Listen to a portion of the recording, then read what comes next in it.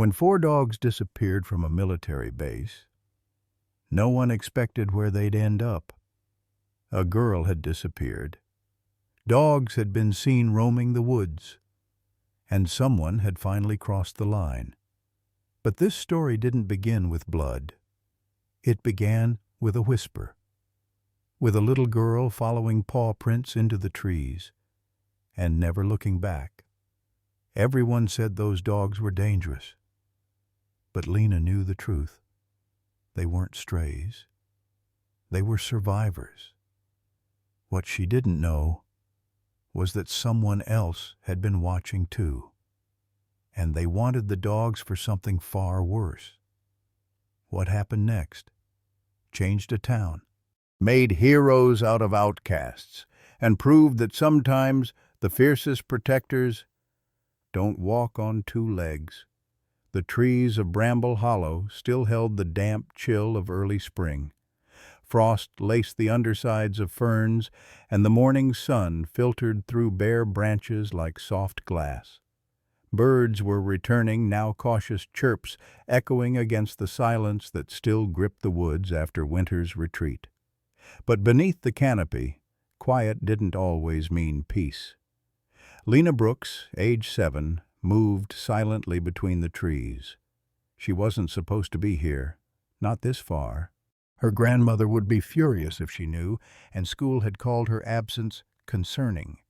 But the truth was, the woods were the only place she could breathe.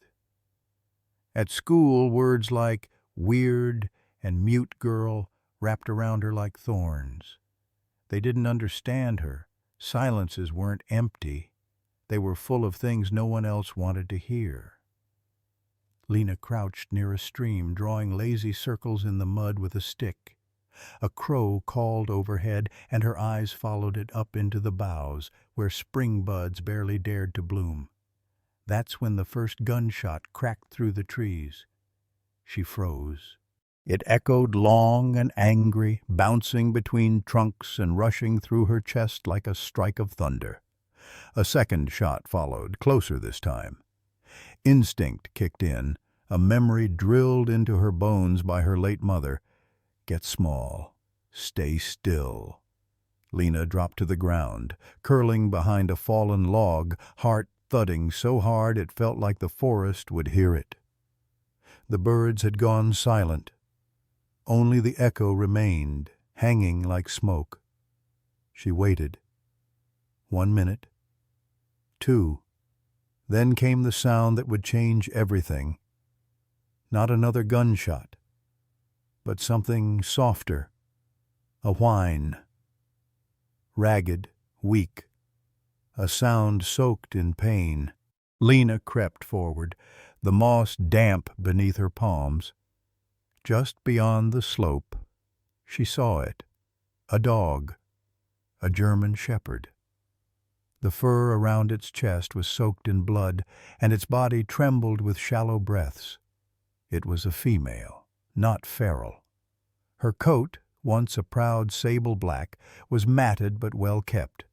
Her eyes, though clouding with death, were locked onto Lena, not with fear, but something gentler, as if she recognized the small shape crouching just beyond the leaves, as if she knew.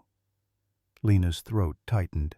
She crawled closer, inch by inch, until her knees touched the earth beside the dying animal. She didn't speak.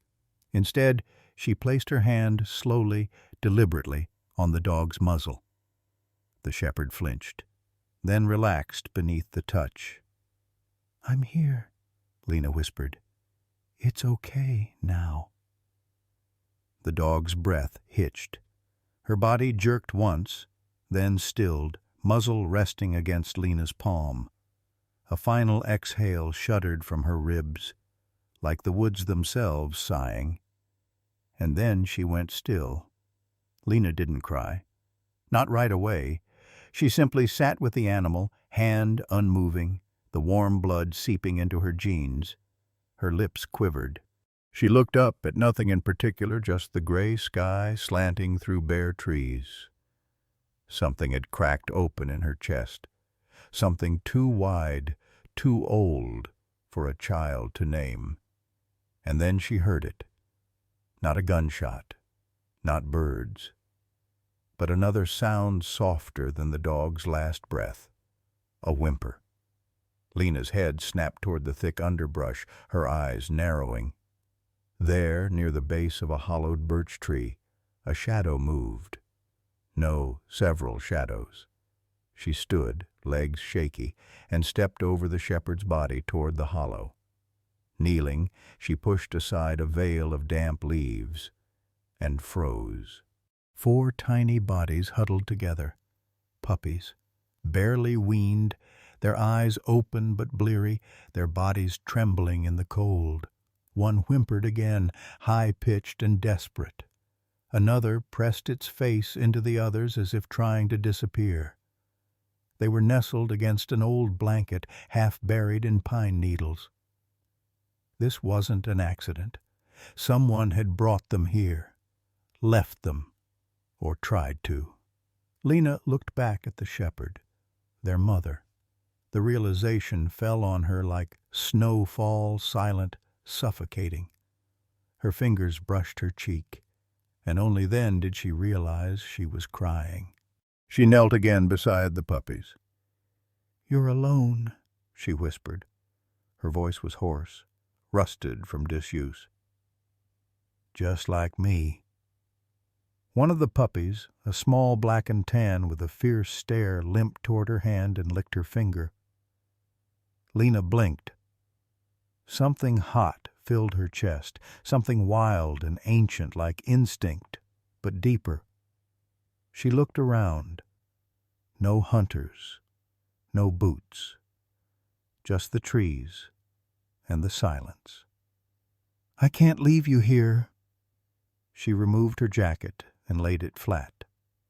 Gently, so gently, she placed each puppy inside. The bold one, the whimpering one, the one who stayed back, and the one who watched with quiet, intelligent eyes. She wrapped them in the coat like a secret and stood, lifting them close to her chest. Lena looked down at the shepherd one last time.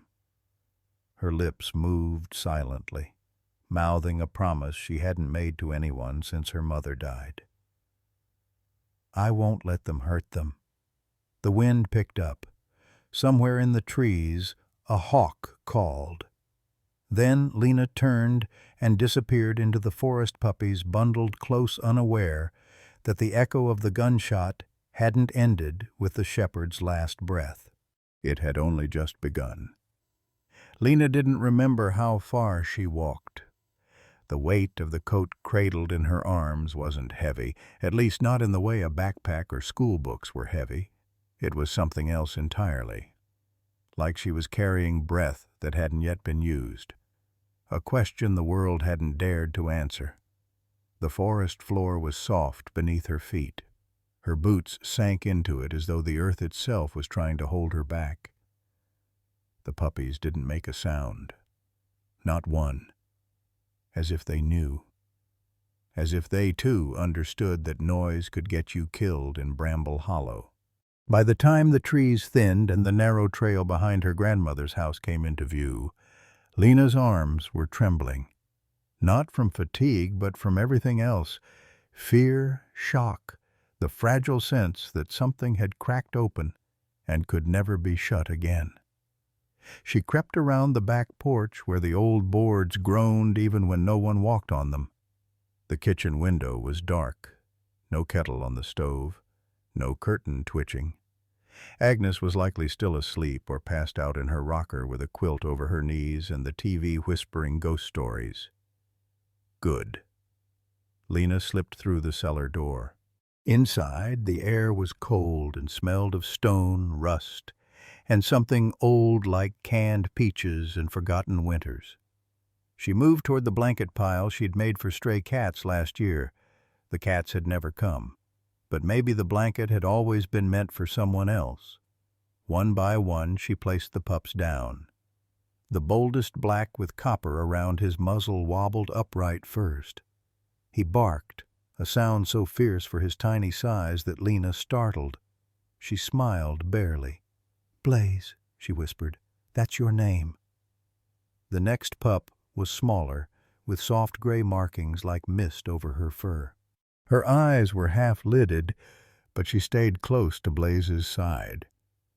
When Lena stroked her gently, the pup leaned in with surprising calm. "Nova," she murmured, "like a star exploding." The third pup was sturdy and silent, his posture low but alert. He didn't cry or flinch, just watched Lena with eyes older than they should have been. She swallowed hard. You're Rex," she said. "Like a king." The last was the smallest, pale tan, with ears too big for his head. He trembled constantly, even in the warmth of the blanket. But when Lena pressed her finger to his paw, he didn't pull away. "Whisper," she breathed, "because you listen." She sat cross-legged, staring at the 4 lives huddled before her.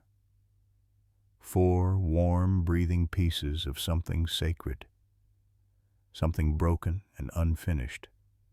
Like her. She wanted to cry, but didn't.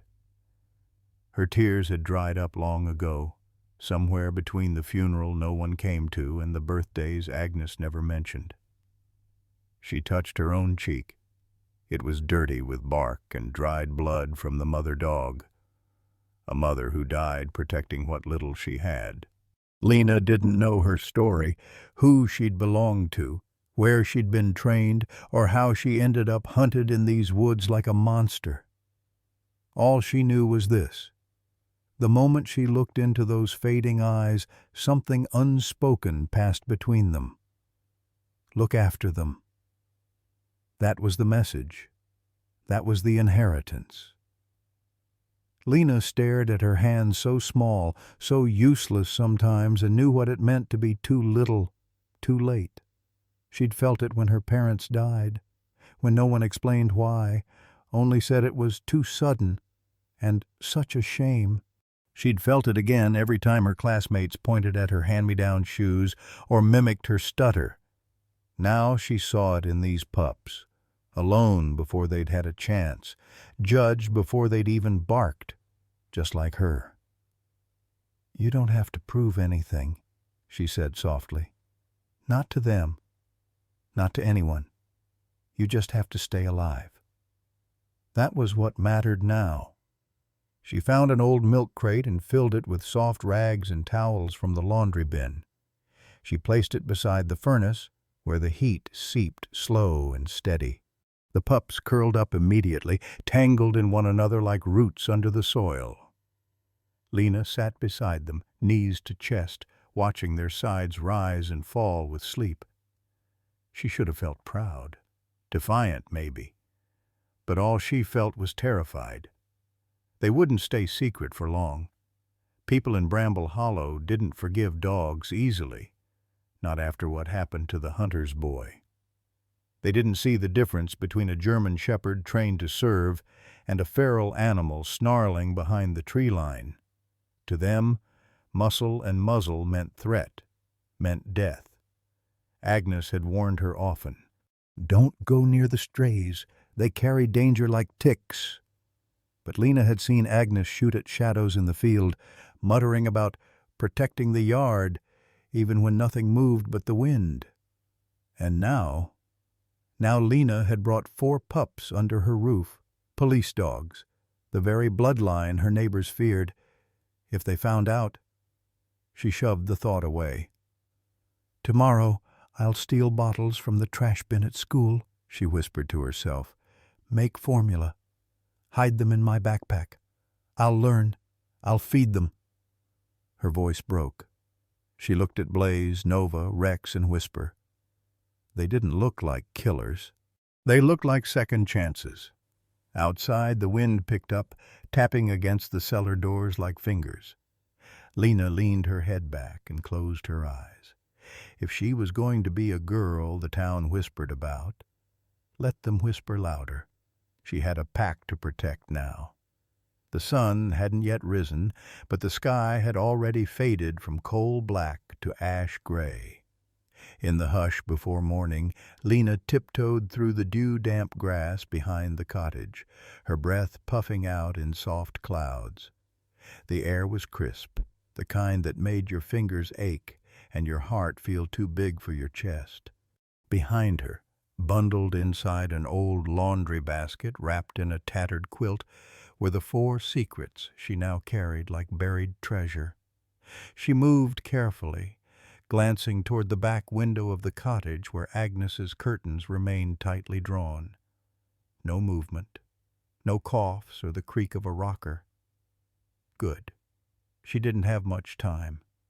Lena's boots squished in the mud as she reached the half-sunken door buried behind the lilac bushes, an old root cellar no one used anymore. Agnes called it the mouse crypt and hadn't opened it in years. But Lena remembered once when she was little she'd hidden there during a storm. The walls had smelled like soil and apples. It had been quiet even when the wind screamed through the trees, perfect for keeping something precious. She crouched, yanked the rusty handle with both hands, and pulled. The door groaned as if protesting some deep betrayal. It finally gave way, revealing a sliver of darkness and damp earth. Lena lit her flashlight and peered down the uneven stone steps. Her heart thudded, but she didn't hesitate. One by one she carried the pups inside. The cellar welcomed them with stillness. Lena laid the quilt out beside the old wooden crates and lined it with rags, tucking the puppies in. The stone walls, cold but protective, curved around them like the inside of a womb. No wind, no eyes, just the quiet heartbeat of safety for now. She sat back and watched them move. Blaze was the first to explore, even on legs that still wobbled. He was bold sniffing corners, pawing at old jars, climbing over wrecks like a mountain goat with a mission. His ears twitched at every sound. His tail was always high. "You're the brave one," Lena whispered, smiling. "The one who never asks permission." Nova followed close behind, but not to compete. She nosed at the blanket, trying to tug it over Whisper's feet. She nuzzled Rex when he flinched from a falling leaf. There was something in her stillness, in her watching, that felt like home. "You take care of everyone," Lena said softly, "even though no one asked you to." Rex stayed back, pressed into the wall, eyes sharp and body coiled like a spring. He didn't growl, but he didn't blink much either. His gaze followed Blaze's every move with quiet calculation. He didn't trust this place yet. Or her. "I get it," she said, her voice gentler now. "I wouldn't trust me either. But I'm trying." And then there was Whisper. Curled in the corner beneath a hanging bunch of dried herbs, he barely moved. His chest rose and fell in slow, measured breaths. When Lena reached out, he didn't flinch, but he didn't lean in either. He just looked at her, eyes wide, unblinking, like he was reading something beneath her skin. "You're not afraid," she murmured. "You're just listening." The silence settled again, this time like a secret passed between them. Outside, the wind rattled the lilac branches, but down here, beneath the earth, beneath the noise, there was only the faint sound of pups breathing and the beat of a girl's heart trying not to break. Lena wrapped her arms around her knees and exhaled slowly. The flashlight flickered once, then steadied. "I don't know what I'm doing," she said aloud. No one answered. "I'm not a hero. I can't fight anyone. And I don't even know how to raise dogs, but—" She looked around the cellar, the jars on the shelves, the chalk marks her grandfather had left before he passed, the scent of roots and memory. "But I know what it's like to be unwanted, to be looked at like you're just trouble waiting to happen. Her throat tightened, and she swallowed hard. "You're not trouble," she said. "You're mine." The words slipped out before she could stop them, and once they did, they anchored something inside her. It wasn't just pity that brought them here. It wasn't rebellion or recklessness or some silly child's fantasy. It was recognition. 4 lives the world didn't want. 4 names the town would never call without fear. And 1 girl, barely 7, who had nothing of her own, no photos, no toys, no birthday candles, but had chosen anyway to love them. "You're my family now," she whispered. Blaze lifted his head. Nova padded over and curled against her foot. Rex, still tense, didn't move, but his ears twitched toward her. Whisper blinked slowly like the words had settled into him. "I won't let them hurt you." She meant it. Whatever came, questions, accusations, rumors whispered across church pews or shouted in grocery aisles, Lena would hold the line. She would stand between these pups and a world that had already decided they didn't deserve to grow up. She reached for the flashlight, turned it off, and sat in the dark for a while, letting the earth around them breathe. Bramble Hollow had a way of forgetting what it didn't want to face. And when it couldn't forget, it buried things. Beneath roots, behind locked doors, under silence thick enough to swallow a scream. It hadn't always been this way. There was a time, long before Lena was born, when the town had welcomed dogs with pride. Not mutts or strays, but military working dogs. German shepherds trained in obedience, detection, and defense. They'd returned from war with honor, their handlers clutching medals in one hand and worn leather leashes in the other. The dogs had guarded farms, searched through floods, even pulled a lost girl out of a ravine during the winter of '86. Back then, the town held parades. But war dogs age, and when they age, they don't always settle into rocking chairs and biscuits. Some grew restless, some went missing, and a few, maybe only 1 or 2, lashed out. That's all it took. The story that reshaped Bramble Hollow was carved into its collective spine like a scar. 12 years ago, a young boy went into the woods behind his house. He didn't come back. By nightfall, they found his coat shredded near the riverbank. Clumps of fur, blood on the rocks, and in the distance, the low growl of something that had once worn a collar. His name was Eli Ward, 7 years old. He'd been chasing frogs, and his father, Gideon, never really stopped chasing ghosts after that. Now Gideon Ward was Bramble Hollow's most respected tracker.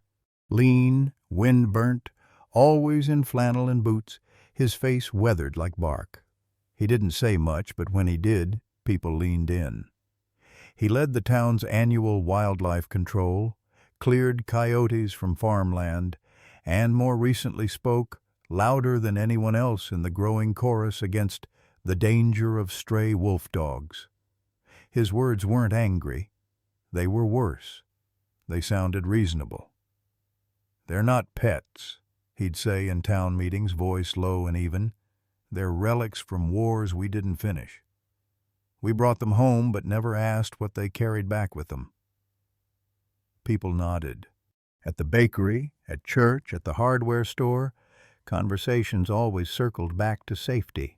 And safety meant keeping dogs out, especially the big ones, especially the ones that looked like they'd remember command words whispered in combat zones. It didn't help that whispers had started up again, strange howls near the south woods, tracks too large for coyotes, livestock going missing. A mailman swore he'd seen yellow eyes from the tree line. When fear returns, it rarely knocks politely. It kicks the door down and rifles through old drawers. So it wasn't long before some of that fear turned toward the edge of town, toward the crooked little cottage with peeling green shutters, half swallowed by blackberry brambles. That's where Agnes lived, and where Lena followed her shadow. Agnes Rose was a woman of closed curtains and clipped words. She rarely attended church, didn't answer the phone, and only came into town when the cupboard was bare. Even then she never lingered, just milk, flour, batteries. No chatter, no smiles, her hair always pinned back in a severe bun, her hands stained from soil and wild berries. People remembered her husband, kindly Harold, who'd played harmonica on summer nights and died too early. But Agnes? They didn't know what to make of her, especially after she took in the girl. Lena had arrived at 5, after a fire no one talked about, wearing oversized boots and silence like armor. She didn't speak much then, barely spoke at all, just stared, not with fear, but with that too knowing look children sometimes carry when they've seen the world tip sideways. They were an odd pair, a woman who buried things too deep, and a girl who carried them like stones in her pockets. Rumors grew like ivy. They say the girl doesn't go to school anymore. She talks to the wind.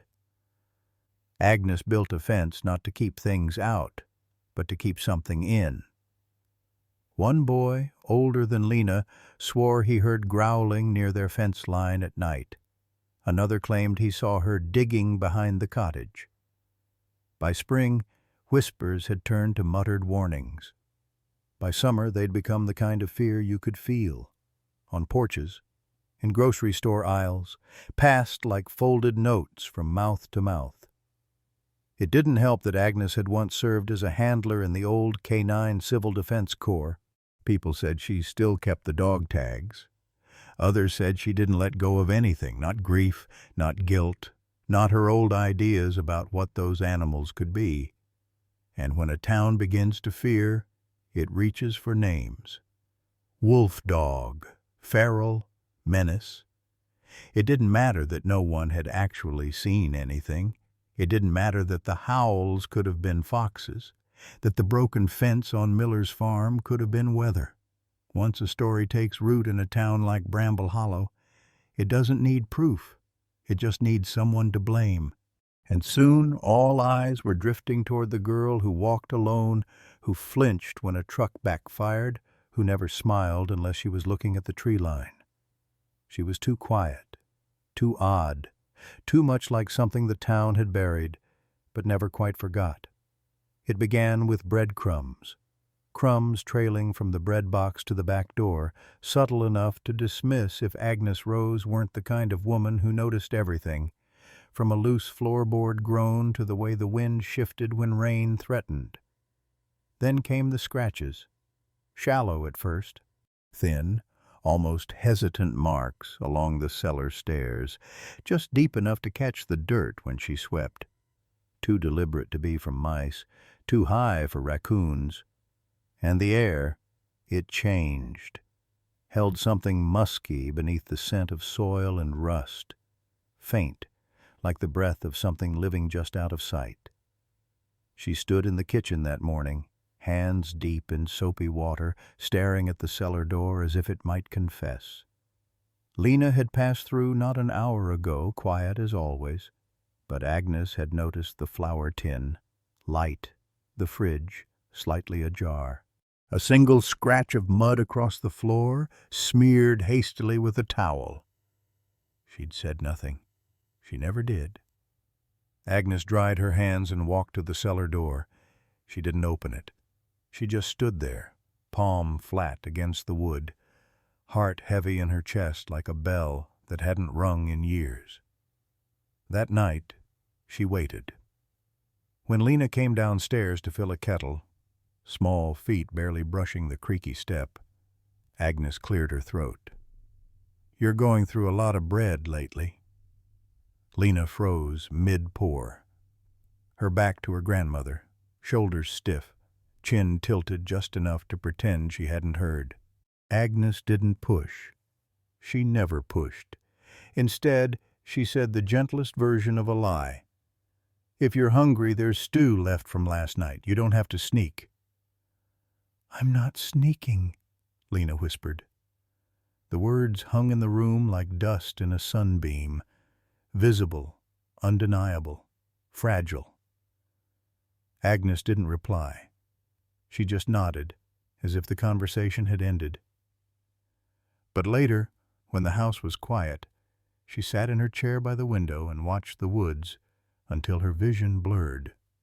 She told herself she wasn't imagining it, that the twitch in Lena's shoulders hadn't meant anything, that the tracks in the snow behind the shed weren't paw prints, that the dreams, the terrible, echoing dreams, weren't truth bleeding back into her thoughts.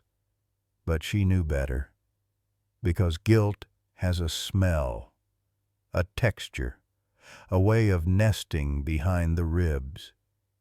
It had happened in March, still cold enough to numb the hands, just after the snowmelt had begun to turn the earth to sludge. Agnes had been checking the traps, old rusted things her late husband once used to catch rabbits. She didn't use them now, but habits die slow in Bramble Hollow. That's when she saw it, a blur of fur near the woodpile. Large, hunched ribs showing through a ragged coat, ears sharp, tail tucked low. It didn't growl, it didn't bark, it just stood there, still as a shadow that hadn't made up its mind. And something in her snapped. Maybe it was the old fear, the headlines, the rumors, the scar on the neighbor's calf from a coyote last spring. Maybe it was just the bone-deep exhaustion of holding so much silence for so many years. She didn't think. She reached for the rifle. It fired before she had a name for the thing she was shooting at. The creature yelped, a sound so human it broke something in her. It bolted into the trees, leaving behind a trail of blood on her husband's old chopping stump. She followed it, trembling. 20 feet in, she found the body. Not fully grown, not feral, not tame. Something in between. Yellow eyes frozen open, stillness stretching out across the leaves like a sin unconfessed. And then she saw the collar, half buried in its matted fur, faded leather, a broken tag. It hadn't attacked, hadn't advanced, hadn't done anything but exist. She buried it herself, near the old cedar roots where Harold once tied his hammock. No cross, no words, just soil and shaking hands. She never told Lena, not even when the girl came in with muddy shoes 2 days later, eyes red-rimmed, silent for hours. Not even when she found the girl sitting alone in the backyard whispering to the wind. Because what words could she say? I killed something that wasn't dangerous, just lost. I pulled a trigger because I couldn't tell the difference between threat and memory. I buried it in the same spot where your grandfather used to hum lullabies. So instead, Agnes did what she'd always done. She stayed quiet. She kept the cellar key in the drawer. She left extra bread out without asking. She swept the floor when no one was looking and pretended she couldn't hear breathing beneath her feet at night. She never asked what lived down there now, because she already knew. She saw it in the way Lena smiled at the tree line. She saw it in the flower gone missing, the knitted blanket that vanished from the cupboard. She saw it in the way silence had returned to the house, not empty, but full, heavy with presence, with paws that padded softly when the world slept. "You're not wrong to love them," she whispered once to herself late into the night, clutching the broken collar in her palm like a prayer. But sometimes love walks you straight into the thing you fear most. It started with a flash, just a flick of fur caught in the corner of a boy's eye. His name was Jonah Reeve, 8 years old, dirt on his knees, and curiosity always a step ahead of his caution. He'd been kicking stones near the old iron pump behind the church when something darted past the tree line near the Rose cottage. Low to the ground, fast. Amber gray like smoke in a beam of sunlight. Too big for a fox, too smooth for a coyote, too close to the house. He said nothing at first. Kids in Bramble Hollow learn early. Some things are better left alone. But the next morning he told his older brother, who told a classmate, who told a teacher's aide, who told her boyfriend, who worked at the feed store. And by sundown the whispers had started. Something's moving through the trees. Could be another feral pack. Didn't we lose a calf last spring? Someone should talk to Gideon. And just like that, the town remembered what it meant to be afraid of shadows. Inside the cellar, the air had grown heavy, warmer, close with the scent of pup sweat, straw, and breath. Lena knelt near the makeshift den she'd fashioned from old quilts and burlap sacks, heart thudding as she counted again. 1, 2, 3. "Whisper," she murmured. The smallest of the 4 emerged from under a blanket, blinking up at her with cloudy blue eyes still not fully cleared. Quiet, as always, the kind of silence that watched and understood rather than shivered. Lena exhaled. They were getting big. Too big. Blaze already bold enough to tug at the cellar door when no one was listening. Nova, sweet but strong, trying to climb the wooden shelves just to get closer to the light. Rex had started growling in his sleep. Not in fear, in instinct. That low, ancient sound that rattled from the ribs. They were beautiful, but they were becoming real. No longer fragile, milk-slick things nestled against loss. Now they moved with muscle, barked, sharp, loud barks that hit the walls like hammers. And the walls, the ones Lena had thought would keep them safe, were suddenly too thin. That night, she woke to the sound of paws against wood. Not frantic, not playful, just present. She crept barefoot to the cellar stairs, careful not to wake Agnes, and eased the door open just a crack. There they were.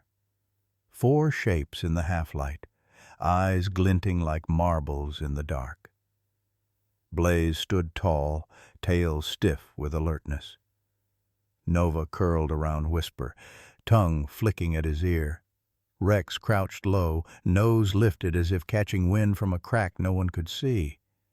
They looked at her, not like babies, not like pets, like something waiting for a decision.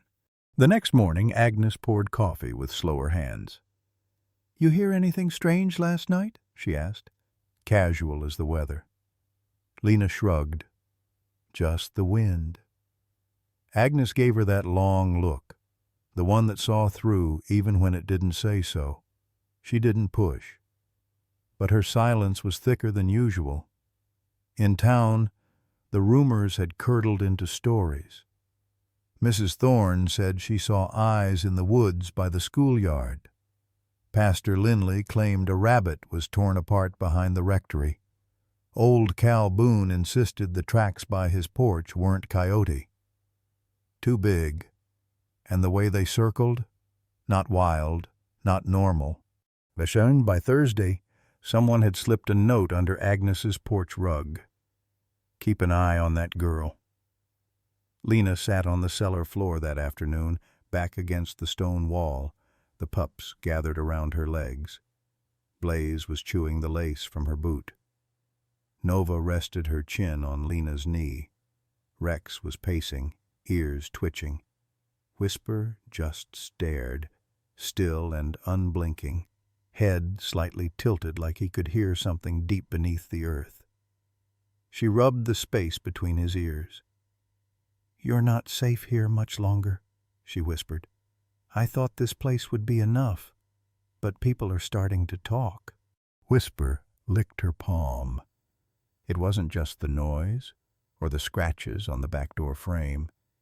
It was them, the weight of their presence, the way they no longer belonged to the shadows but were edging toward the world, teeth forming, spines stretching, voices learning how to be heard. If someone saw them, if Gideon Ward came to the door. Her stomach turned. She looked around the cellar, at the blankets turning damp, the floor uneven and cold, the air that no longer moved. It wasn't a den anymore. It was a trap waiting to close. That night Blaze barked, once, short, sharp. Lena jerked awake. By the time she reached the cellar door, she could hear Whisper growling, low and broken, like a wire pulled too tight. She opened the door a fraction and saw movement at the window, a silhouette ducking low and then vanishing. She didn't sleep again. She sat with them until dawn, hand wrapped around Blaze's collar, her heart beating the same rhythm as their breath. Outside, Bramble Hollow was waking up, and somewhere across town, someone was telling someone else. I swear I saw it, right by the Rose place, a dog, big, yellow eyes. The cabin had once belonged to a man everyone in Bramble Hollow called Old Renner. He hadn't been seen in nearly a decade. Some said he moved south after his eyesight went. Others claimed he just vanished, into the woods or into drink, depending on who you asked. But Lena remembered it differently. She'd found it when she was 9, wandering alone after one of the bad days. The kind of day when Agnes went silent and the house felt like a closed book. Lena had followed the sound of wind chimes through the trees. Not real ones, just bones and tin cups that someone had hung outside a door that barely stood. She had stepped inside, breath held, and found stillness, a place forgotten by the world, but not by time. There had been a cot with a sun-bleached blanket, a fireplace choked with pine ash, and a cracked mason jar on the windowsill still catching light. It had felt like stepping into someone's memory. Now it would become something else entirely. Lena waited until Sunday, when Agnes would be at the market, then slipped out with a worn canvas pack. Inside, a small blanket folded tight, a jar of peanut butter, 2 water bottles, a rusty folding knife from the kitchen drawer, and one of Agnes's old lighters she hoped still worked. She didn't dare bring the pups yet. They weren't ready, not for a trek through the forest, not for what might wait in the cabin after years of rot and silence. But she needed to see, to be sure, to make it ready. The path was overgrown, all thistle and clawed branches. Bramble Hollow never made it easy for things to be found once they were left behind. Lena pushed through, hands scratched, knees soaked. Her boots sank into old moss.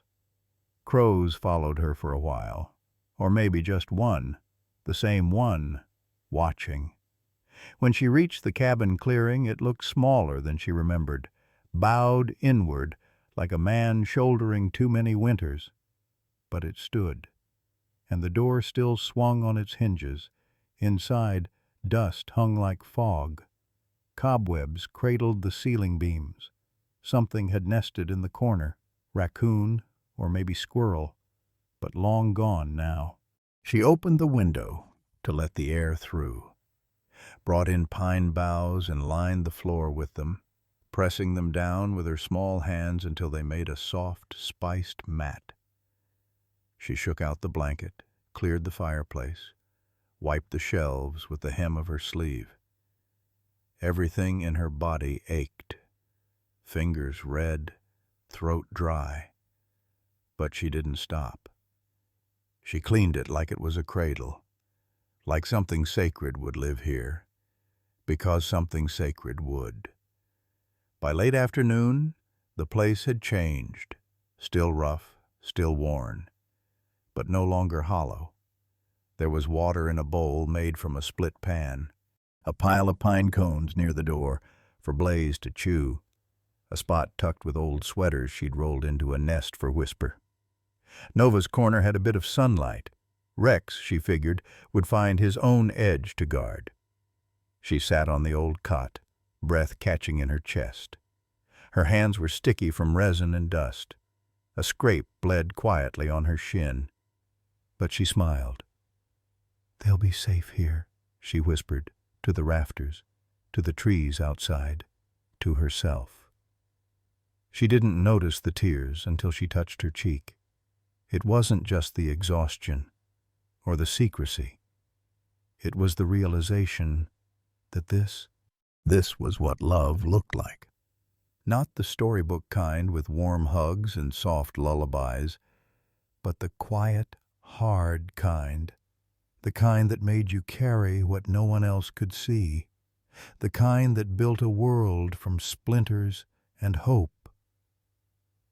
"I'm just a kid," she murmured to the wind, but there was no defeat in it, just fact. She didn't know how long she'd be able to hide them. She didn't know how to train them or keep them fed once they outgrew milk and peanut butter. But she knew this. They were hers. They were family. And even if the whole town turned its back, even if Agnes found out, even if Gideon Ward came knocking with a rifle in hand, she would not let them go. The sun was bleeding low when she returned home, slipping in through the back porch before the bells at the market let out. She was careful to wash her hands and hide the twigs in her sleeves. But the dirt in her eyes, the determination, couldn't be scrubbed out. In the cellar, the pups greeted her like returning light. Blaze barked. Nova whined. Rex nosed her hand. Whisper simply pressed against her ribs, like he knew something had shifted. "It's ready," she told them. "We leave soon." It had to be tonight. The moon hung low, like a guardian blinking through clouds, its light soft but watchful. The wind carried the hush of pine needles, and Bramble Hollow slept in the kind of silence that only came between seasons, too cold for crickets, too early for snow. Lena pulled on her coat without snapping the buttons. Each sound felt loud, every creak of the floor a threat. She tucked the small flashlight into her sleeve and crept down the hallway. Agnes snored faintly in her room one arm likely draped over the quilt Lena had stitched with crooked hands last winter. She paused at the top of the cellar steps, heart pounding in her throat, not from fear of being caught, but from the weight of what came next. They were getting too big. Nova had started barking in her sleep. Rex had knocked over the feed tin 2 nights ago. They couldn't stay here. The cellar walls, once protective, were becoming a prison. And prisons make even the gentlest creatures wild. She opened the hatch slowly, the cool earth breathing out the scent of hay, fur, and something deeper, something living. Whisper was the first to stir. He raised his head, but made no sound. His eyes caught the light and didn't blink, just watched her. Waited. Lena knelt. "It's time." She slid the strap of her canvas bag over her shoulder. It carried nothing but a worn towel, some leftover bread, and the wooden whistle she carved from the branch outside the cabin. One by one, she wrapped them. First, Nova gentle, sleepy-eyed. She nuzzled Lena's chin as if sensing the goodbye. Then Blaze, the leader. He didn't need coaxing. The moment she lifted the cellar flap, Blaze stood, tall, alert, like he'd known all along this was the plan, like he'd been waiting. Lena fastened the leash she'd made from twine and pillowcase strips, not to control him, just to guide. They exited through the back porch, where the frost hadn't yet taken hold. Lena carried Nova, her heartbeat pressed to the pup's ribs. Blaze walked beside her, silent as a shadow. At the edge of the woods, she turned back once. The cottage was just a shape in the dark. It took 3 trips, back and forth through thicket and branch, thorns tearing at her sleeves, the wind stinging her cheeks. Each time she left one behind at the cabin, her chest cracked a little wider. It felt unnatural, leaving pieces of her in the dark. But it was safer than keeping them in the open. And the cabin was theirs now. Whisper came last. She hadn't meant to save him for the end, but somehow he just waited. never panicked, never cried, just curled near the root cellar's far wall, watching her with those glacier eyes. He knew. When she finally bent to gather him, Lena hesitated. His body was warm, lighter than the others, but not weaker. She whispered, "You're the glue, aren't you?" And maybe he was. Maybe he always would be. By the final trip, her legs trembled. Her fingers bled from a blackberry briar she hadn't seen. But the cabin glowed like something holy. A faint warmth inside from the candle she'd lit on the first trip, protected behind a jar lid. The pups greeted each other in quiet joy, tails thumping, noses touching. Blaze paced once around the cabin and lay by the door. Nova curled into the pile of blankets like she'd never known another home. Rex hesitated. He stood near the cot, sniffing the shadows, his ears flat, a soft whimper building in his chest. Lena crouched beside him. "I know. It's not the cellar. It's not what you knew. But it's better, I promise. Out here, you can grow. Out here, no one will make you less than what you are." He leaned into her hand. Just for a moment. It was enough. She waited until they were sleeping, each one tangled in the scent of pine and dust and each other. Then she stood, legs sore, back stiff. She didn't want to leave, didn't want the space between them to grow, even by a night, but she had no choice. "I'll be back every day," she whispered. "Before dawn, before dark, I'll bring food. I'll teach you not to bark at owls. I'll tell you stories, even if you don't understand." Her voice cracked. "Because you're mine, and I'm yours." She pressed her hand against the door frame as if sealing a promise. Whisper stirred in his sleep, but didn't open his eyes. Blaze lifted his head for a second, watched her, didn't move. She smiled. "That's right. You're in charge now." Then she stepped into the forest again, alone, the path behind her barely lit by the slivered moon, and as the wind moved through the trees, she could almost hear a howl far off, half memory, half prayer. It began with silence, not the kind that weighed heavy with fear, but the kind that invited listening. Lena sat cross-legged on the pine floor of the old cabin, her hands resting open on her knees. The pups, though not so small anymore, circled her in slow orbits, curious, cautious, waiting. There was no instruction book, no leash, no command carved in certainty, just the hush of breath, the flicker of a flame, and something deeper humming between them.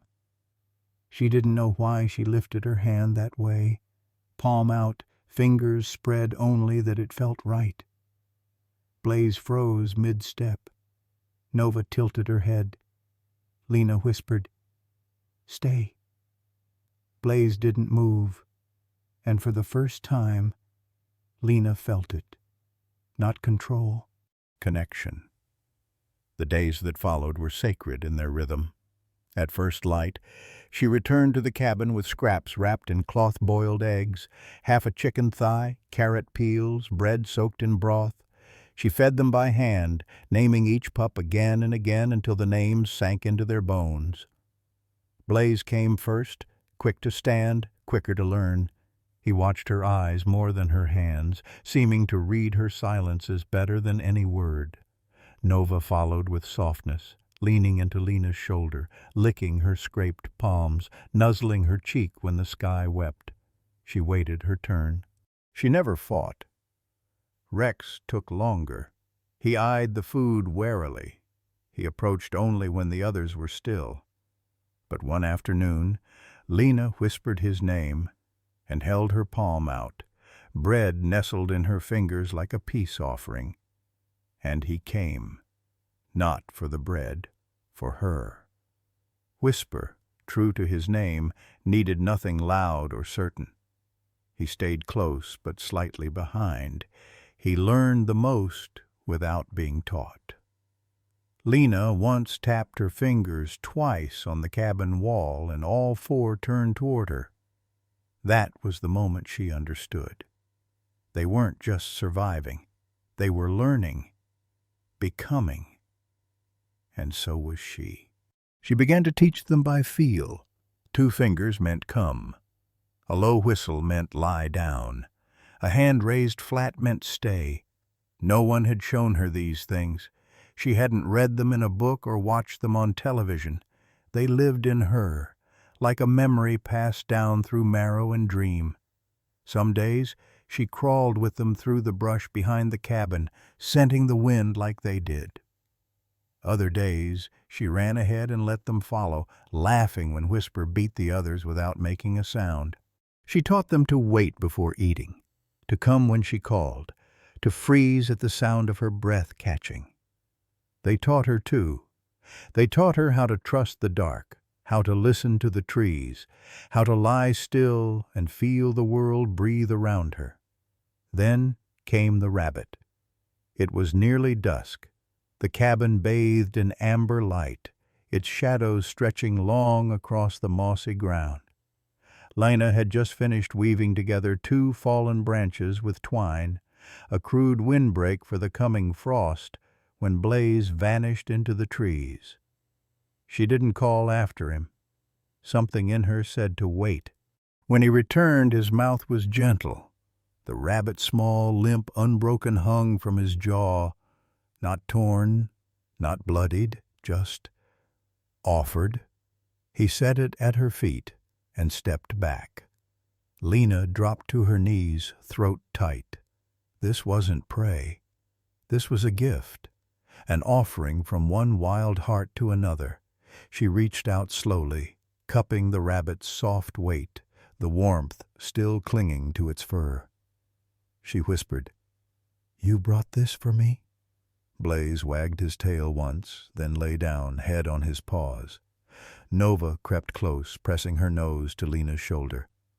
Whisper sat by the door, eyes not leaving her. Even Rex inched forward, as if to witness the exchange. Lena blinked hard. She didn't want to cry. Not in front of them. Not now. So she buried her face in the rabbit's fur, murmuring, "Thank you. I see you. I see all of you." The moment etched itself into something older than memory. That night, she didn't leave right away. She stayed curled in the cabin corner, the pups pressed against her. Outside, the wind carried the hush of pine needles and distant owls, but in here there was only warmth and breath and belonging. Before sleep took her, she whispered into the dark, "We're not just hiding anymore, are we?"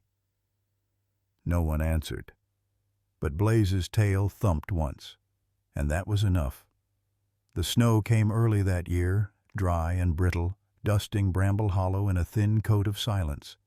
It settled over the roofs, the bare branches, the broken fence lines like a hush before something awful.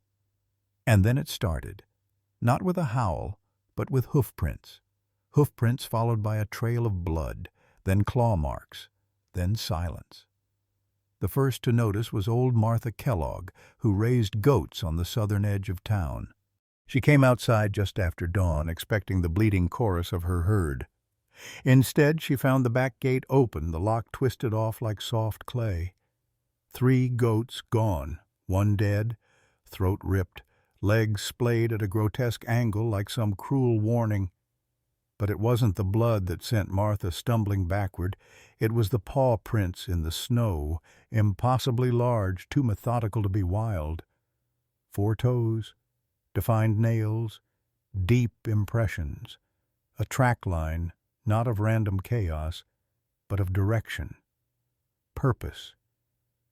The whisper of danger returned to Bramble Hollow like a ghost that had only ever been sleeping.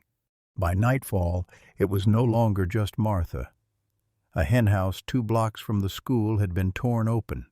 A lamb vanished from Pastor Moore's barn.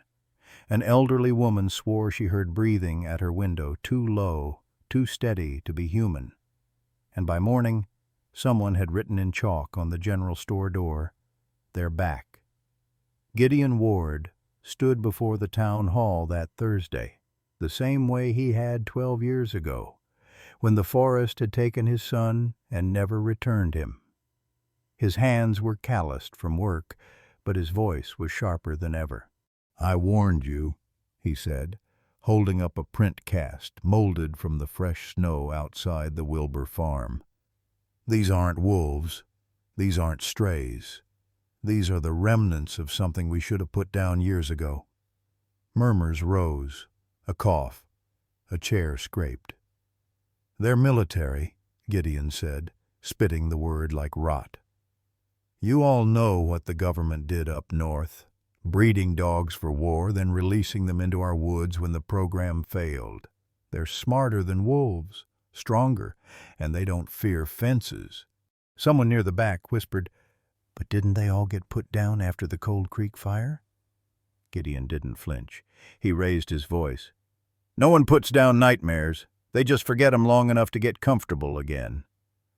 The lights overhead buzzed faintly. The windows rattled with wind. "Look around," Gideon continued, walking the aisle. "What did we see last winter? Tracks behind the mill. A cow with its legs snapped clean in two. And now livestock missing.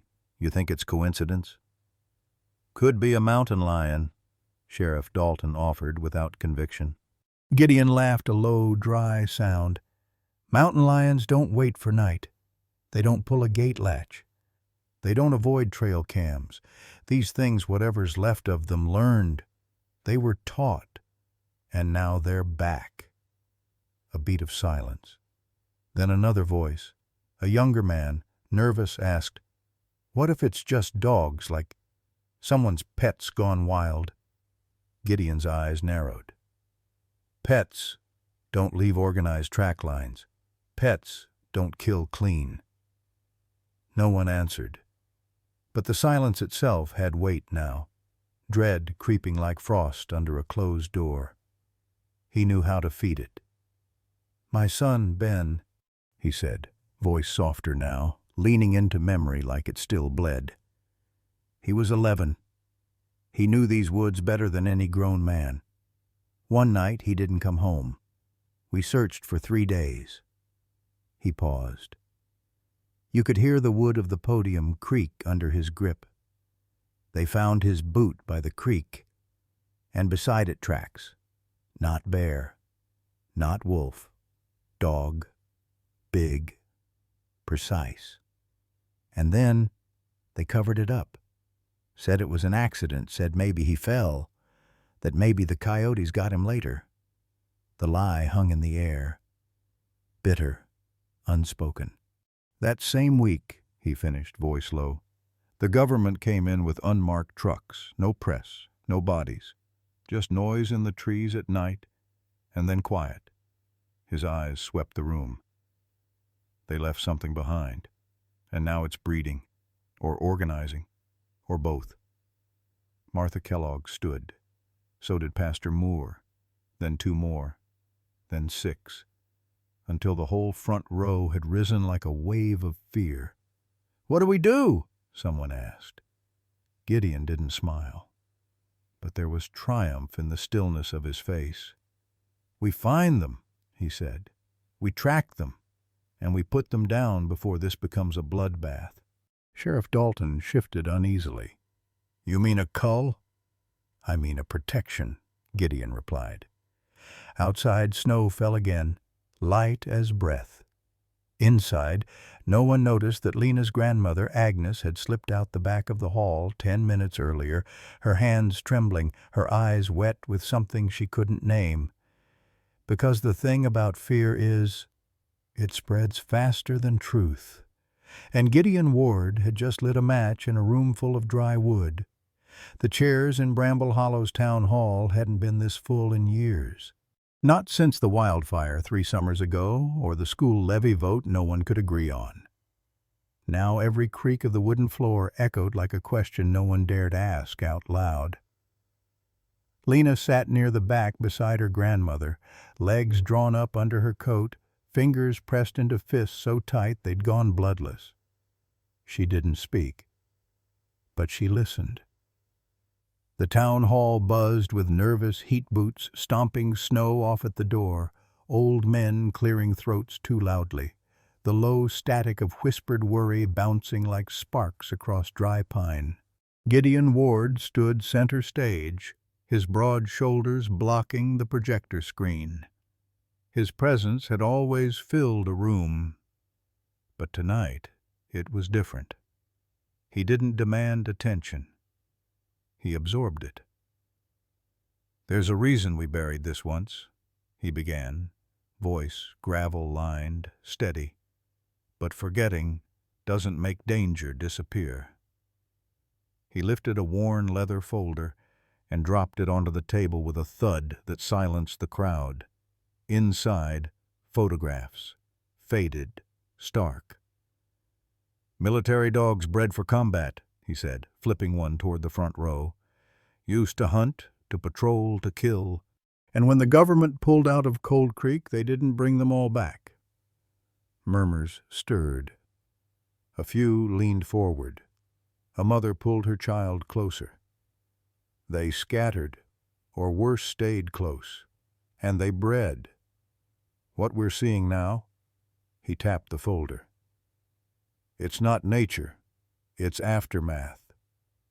Someone near the aisle asked, "You sure this isn't just coyotes?" Gideon's stare cut through the question. "Coyotes don't leave symmetrical paw prints, or snap a goat's spine clean." Agnes's hand brushed Lena's knuckles. The girl didn't flinch, just tightened her grip under the fold of her jacket. Then came the story. Ben, Gideon's boy, 12 years gone, yet the telling carved each syllable like it bled. "He was a good kid. Thought he could find his own deer trail," Gideon said. "Never came back. They found his boot 2 days later, torn at the ankle. Paw prints all around." He paused, then added, low and deliberate, "I don't want another child taken." That did it. The room shifted, fear thickening like fog before a storm. Heads nodded, jaws clenched. The idea of children in danger made people forget to ask questions, but not everyone. A tall man near the side window rose slowly. Slender, wire-rimmed glasses. A school lanyard tucked into his collar. Mr. Halden, 7th grade science. "With respect, Gideon," he began, voice even but clear. "We don't know for certain these animals are the same. The paw prints, yes, are unusual, but coordinated behavior doesn't make them monsters." Gideon's expression didn't change, but his silence was colder than rejection. "We owe it to this town not to rush toward violence. These creatures may not be wild in the way you describe," Halden continued. "They could be lost, confused, even abandoned." A teenager in the front row scoffed. A woman hissed, "Tell that to my chickens!" But Halden stood his ground. "If this is the result of some military project, shouldn't we investigate with experts, contact biologists, behaviorists, before we start organizing a cull?" "This isn't a lab problem," Gideon cut in. "This is survival." A few clapped, more nodded. "But what if they aren't the threat?" Halden insisted. "What if they're trying to survive, just like we are?" His voice cracked slightly, not from fear, but from compassion. That, more than logic, drew a few eyes his way. Agnes leaned forward, voice low. "He's right." But Lena didn't answer. Her teeth pressed into her bottom lip hard enough to sting. Through the wool sleeve of her coat, her knuckles shone pale and rigid. No one noticed her small figure in the back row, barely a breath among giants and anger. Inside her, the words screamed. "They're not monsters. They saved me. They trust me. They're mine." But she said nothing, because truth was fragile here and fear was louder. A man near the podium rose next, then a woman, then another. Some echoed Gideon's warnings, some pleaded for caution. But the current of the room was shifting, tipping slowly toward suspicion wrapped in memory, toward actions justified by old wounds. "I vote we find them before someone else gets hurt," barked one rancher. "And then what?" Halden called out. "Do we shoot first? Ask later?" The room exploded with voices shouting over one another, not hearing, not listening. And in the back, Lena sat stone still, a small shadow on a folding chair, holding her silence like a shield. No one noticed her until the very end, when the shouting died down and the sheriff tried to organize a search party. No one saw the red mark on her palm where her nails had bitten too deep. No one saw the fear beneath her silence, or the love that fear tried to protect. But they would. Soon. The cold didn't bite the way it used to. Lena walked the gravel shoulder of Mill Creek Road just before dusk, her coat zipped to her chin, scarf trailing like shadowed ribbon. The wind shifted against her back, lifting dead leaves and half-buried rumors in its wake. She knew they were following, the crunch of feet too casual to be innocent, the laughter sharp and mean, like glass under pressure. She didn't run. They emerged near the old school fence. 3 of them boys, older, broader, stupid in the way young cruelty often is. The tallest, Milo Jameson, stepped ahead, cocky tilt in his shoulders. "Well, look who's out after curfew," he grinned. "Little Lena and her ghost dogs." The others laughed, one too loud, one too fake. Lena didn't flinch. She stopped walking, hands in her coat pockets, eyes fixed past them like she couldn't be bothered to look down. "They say you talk to them," Milo added. "Dogs, wolves, whatever freak things they are." Lena's silence wasn't fear. It was calculation. "Think she feeds them," the second boy said, Kyle, always trailing behind Milo like a second thought. "My uncle's goat went missing last week." "Maybe she fed it to her mutts," said the third, chuckling. Milo reached down, picked up a fist-sized rock from the ditch, rolled it in his palm like a coin. "They'll put 'em down soon, you know. Your little monsters." He lobbed the rock toward her, not to hit, but close enough. It thudded into the snow a foot from her boot, spraying slush onto her leg. Lena raised her eyes, and something inside her face, something old and unblinking, made even Milo's grin falter. "You keep pushing," she said quietly, "and you'll find out they're not the monsters." There was no tremble in her voice, no shout, just a certainty that didn't belong in a girl that size. The wind moved through the trees behind her like a whisper forming teeth. Milo tried to laugh it off, but it came out thinner than before. "She's crazy," Kyle muttered. "Come on, man, she's not worth it." The spell broke, boots shuffled, and just like that, they were gone. Swagger traded for distance. Lena waited until the last echo of them faded beyond the birches.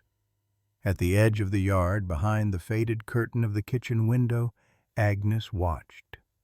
She'd seen enough to know what the boys had wanted, and more than enough to know her granddaughter hadn't bent.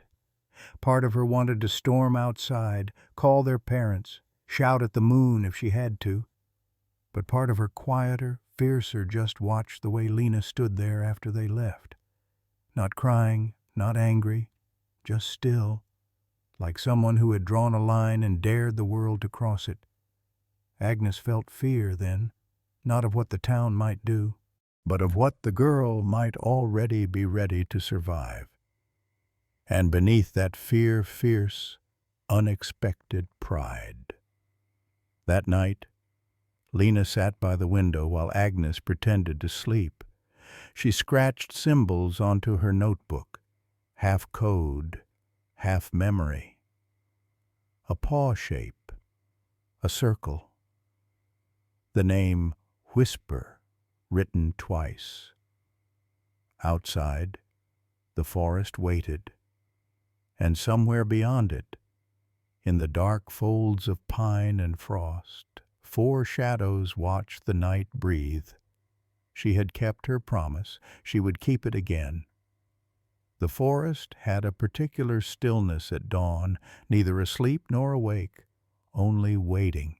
Agnes stepped over a fallen birch limb, its bark mottled like old scars. The pine needles softened her footsteps, but her breath came heavy, clouding in the chill. She wasn't meant to be out here, not at her age, not with a limp that whispered every time she put weight on her left knee, but the girl had lied again, said she was going to the creek, didn't bring her bucket, and Agnes had followed, not out of mistrust at least, not only that, but from the gnawing tug in her gut that mothers never quite lose, even when the mothering skips a generation. Then she heard it, a bark sharp, cracking through the woods like flint on stone, followed by a girl's laugh. Not the hollow, tight sort Lena gave to strangers or in school, but a full-bodied, sun-warmed sound Agnes hadn't heard in years. She ducked low, heart in her throat. Through a tangle of brush, Agnes saw them. Lena was crouched in the clearing by the old hunter's shack, her braid undone and dark with dew, and around her 4 shadows, not puppies, not any more. Their bodies were lean with muscle, fur darker, eyes brighter. The one with the chest Blaze, Agnes would later learn, stood like a sentry, while the others darted and circled her. One retrieved a pine cone and dropped it by Lena's feet.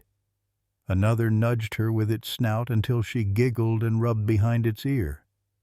Agnes pressed her palm against a tree trunk, breath caught between awe and dread. They weren't attacking her. They were protecting her, loving her, like she was pack. She stepped forward before she could think better of it. A snap of a twig underfoot, a rush of movement. The dogs went still, ears perked, low growls curling in their throats like warnings from another world. Lena turned sharply, eyes wide. "Grandma?" Agnes raised both hands, palms open. "It's me." Blaze stood in front of Lena, muscles taut, teeth slightly bared. But he didn't lunge. He waited. Lena whispered something, a sound, a shape, and he relaxed, barely. The moment stretched, strange and ancient. Then Lena stood. "I didn't want you to find out like this," she said quietly. Agnes shook her head slowly, voice trembling.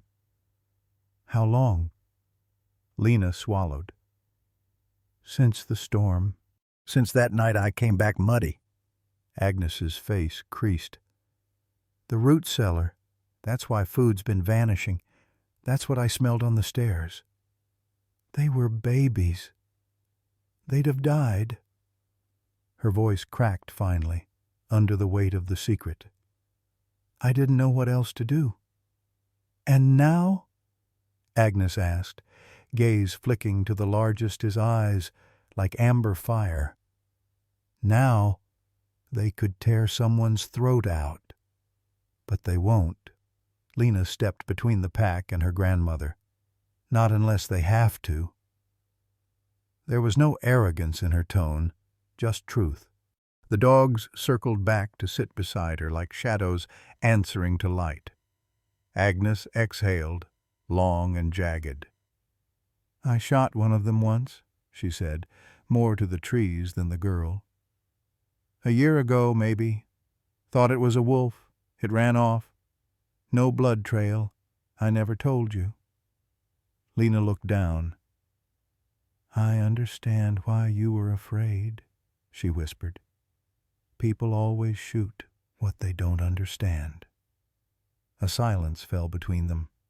Not cold, just real. Agnes finally looked at her. Really looked. "You love them," Lena nodded. "They're mine." A pause. "No," she added softly. "I'm theirs too." Agnes took a tentative step closer. One of the dogs, Rex, wary-eyed, watched her like a test in motion. But Blaze didn't move. Whisper sat, tail curled tightly around his legs. Nova lowered her head and blinked, slow and deliberate. Something unspoken passed through the air. Agnes felt it. This wasn't just play or pity. This was loyalty, hierarchy, family. "They'll never survive here," she said, voice thick. "Not in this town. Not with people like Gideon watching the trees." "I know," Lena said. "But you'll still protect them?" The girl's answer came in a whisper so quiet it might have been wind. "Always." Agnes turned toward the cabin, then back. "Come," she said. "We'll talk inside. I need to understand everything." Lena hesitated, then nodded once. The pack rose behind her, silent as breath. And for the first time in a long time, Agnes didn't feel old or tired or broken.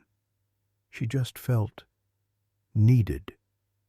The fire in the hunter's cabin was little more than a flickering heartbeat in the hearth. Lena sat cross-legged on the pine needle mat she had laid down weeks ago, her fingers running slowly through Whisper's fur. The silence stretched thick around them, as if the trees outside were holding their breath. Agnes stood near the wall, staring at the row of makeshift bowls Lena had carved from bark and lined with moss. The water still shimmered in some of them, lit by the last amber glow from the flames. She turned, and for a moment looked older than she had all winter, as if the weight she'd been carrying had finally broken something in her spine. "I have to tell you something," she said quietly. Lena looked up. "What is it?" Agnes took a breath, then another, and then, no soft entry, no deflection. She said the thing that had clawed at her insides since the moment she saw the dogs circling Lena like siblings born of the same soul. "I killed their mother."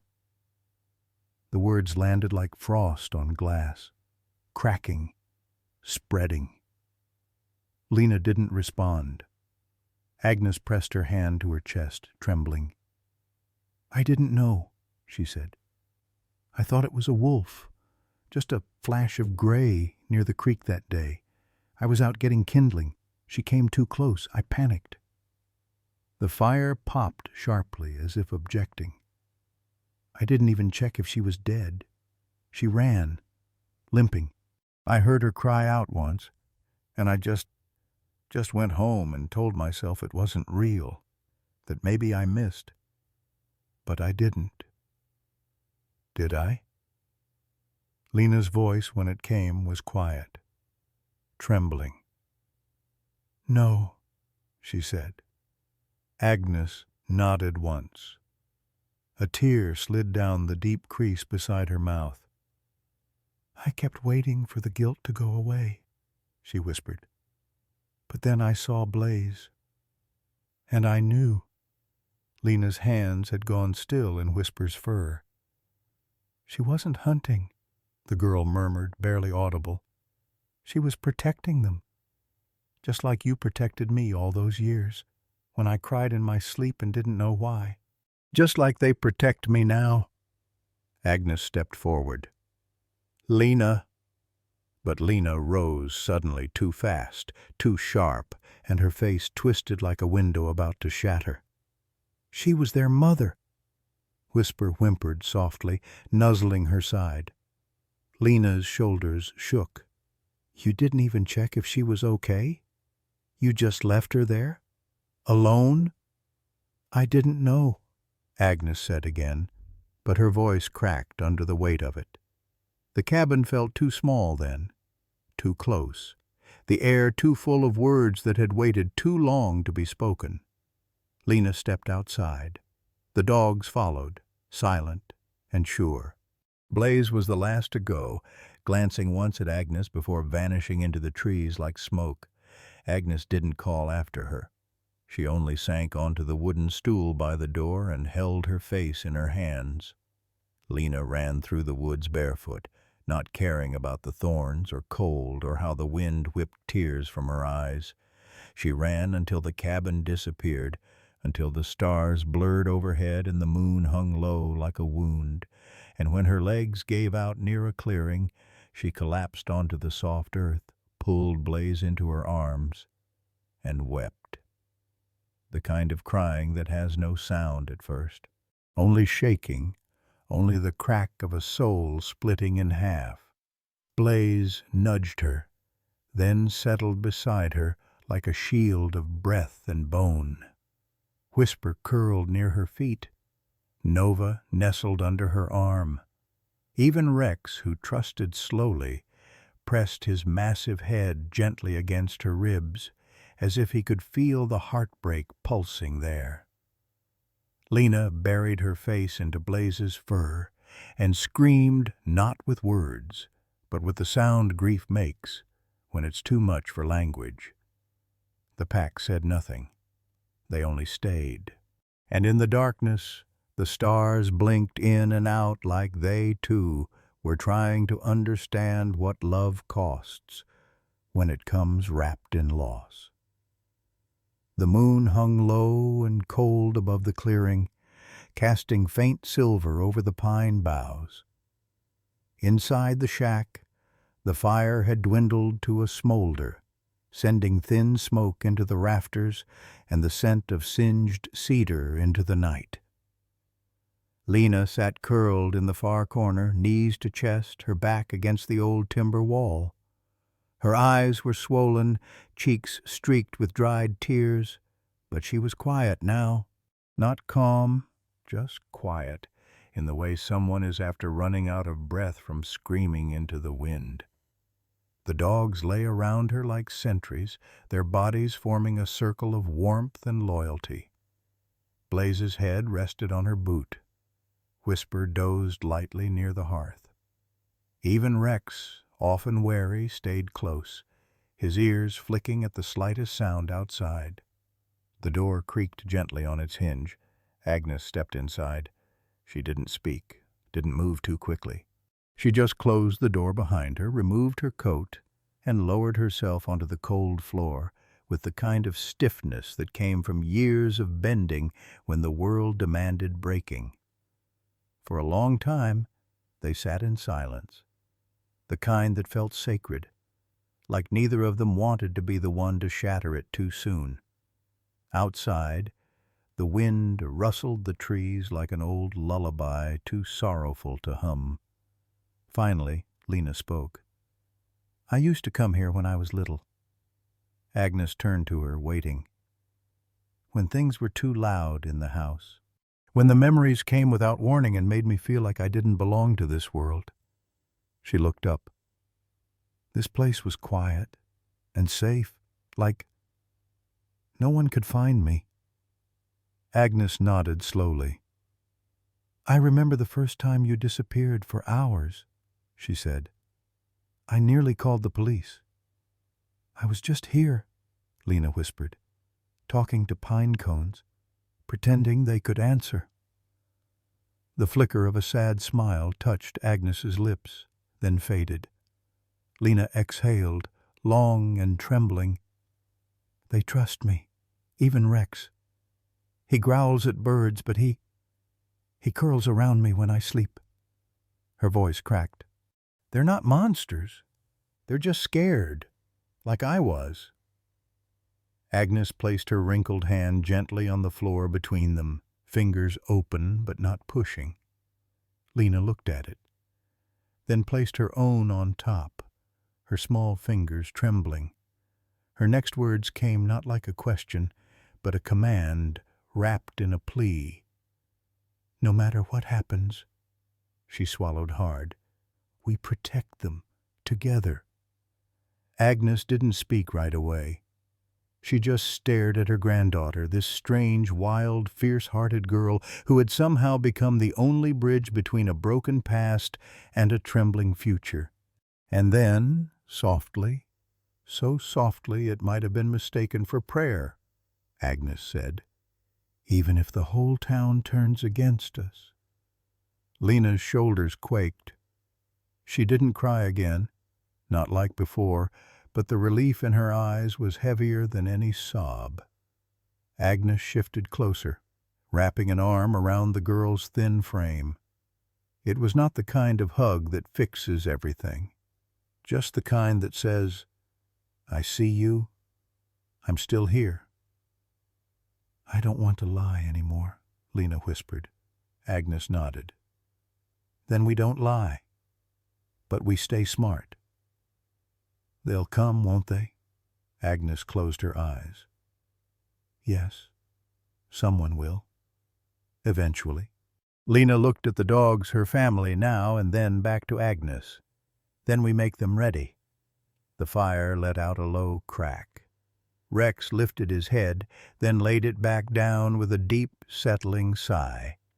Outside, the wind carried distant echoes from the town too far to decipher, but near enough to remind them that peace never lasts in places like this. But inside the shack, there was stillness, a kind of fragile, flickering stillness, forged not from safety, but from choice, from the quiet promise between an old woman who had done her best with broken tools and a girl born into silence who had found her voice in the language of loyalty. The truck rolled into town just past dawn. Dust clung to its undercarriage, baked in red clay from some far-off state line. Its windows were tinted too dark for a place this small, and its license plates didn't match the registration on file at the local station. But no one questioned it, not at first. Travelers passed through Oak Hollow from time to time, loggers, hikers, men with road maps and mystery in their eyes. But these weren't hikers. Two men stepped out of the cab, dressed in worn canvas jackets, dark pants, boots caked in dried mud. The taller one had a clipboard and a polite smile that didn't quite reach his eyes. The other stayed quiet, scanning the town with a gaze that felt more like measurement than observation. They pinned on faux government badges before anyone could ask. "Wildlife officers," the tall man said with a nod to the grocer, who was dragging crates of apples to the front porch. "We're with the Interstate Conservation Task Force. Heard there've been some large canine sightings?" The grocer blinked. "You mean the dogs?" The shorter man's eyes flickered. The tall one smiled again. "Exactly. Heard there were trained animals spotted north of the ridge. Escaped from a program, maybe. We're just here to observe. Make sure no one's in danger." The grocer frowned, unease blooming behind his sun-spotted skin. "Didn't hear anything about state officers coming." "Oh, it was a late call. We won't be here long." They signed in at the local inn under fake names. Paid cash. No questions. By noon they were on foot, not on the hiking trails. Not toward the river like the birdwatchers and weekend campers. They moved along the tree line, eyes always scanning. One of them knelt near the outskirts of the old abandoned mine road, his fingers brushing over a set of faint paw prints left in the soft soil. Not wolf, too deliberate, too clean. He followed the spacing, the gait. The slight drag mark near the hind left one of them was limping slightly. "They're close," he muttered. The taller one nodded. Just like the man said, trained, disciplined, still working as a unit. He smiled to himself. Even better than we thought. That night, the town's air grew heavier. Gideon noticed the newcomers from his porch, watched them walk the ridge like they owned the mountain. His gut told him they weren't from any wildlife agency. Real officers called first, filed permits, checked in. But he didn't stop them, not yet. Let them stir the pot. Let them track. If they flush the animals out, all the better. The town had been on edge since the council meeting. Footprints, missing goats, whispers in the diner. Fear always needed a face. These officers had brought one with them, even if no one quite knew it yet. Agnes saw the truck, too. Parked near the ranger station, but not inside it. The way its engine stayed warm. The way the men didn't introduce themselves at the library or the school or the vet's clinic, places where real wildlife patrols usually checked in. She felt something icy slip down her spine. And Lena knew without asking. That night, from the edge of the woods, she saw them. Two shadows moving in the half-moonlight. One pointed something binoculars, scope, toward the tree line. The other crouched low, sniffing the wind like a hound in human skin. She crawled backward into the underbrush, heart thundering. Back at the shack, the dogs stirred restlessly. Rex let out a low, warning growl. Whisper circled the door 3 times before settling, nose pointed east. Even Blaze, usually calm, stood alert and unmoving, his ears pricked toward the direction of the wind. Lena whispered into the dark. "They're not here to help." She didn't know how she knew, only that she did. The men weren't here to protect anything. They were hunting. And the dogs, her dogs, were the prize. The air smelled wrong. Not like rain or rot or the clean scent of pine bark after a storm. This was the kind of smell Lena couldn't name, but every inch of her skin recoiled from it, like oil and metal and the breath of something waiting to strike. She crouched low, one hand brushing the moss beside the shack door, eyes scanning for what she couldn't yet see. And then she did. Boot prints. Unfamiliar, deep, wider and heavier than Agnes's, too clean to belong to a hiker, too purposeful to be from a lost camper.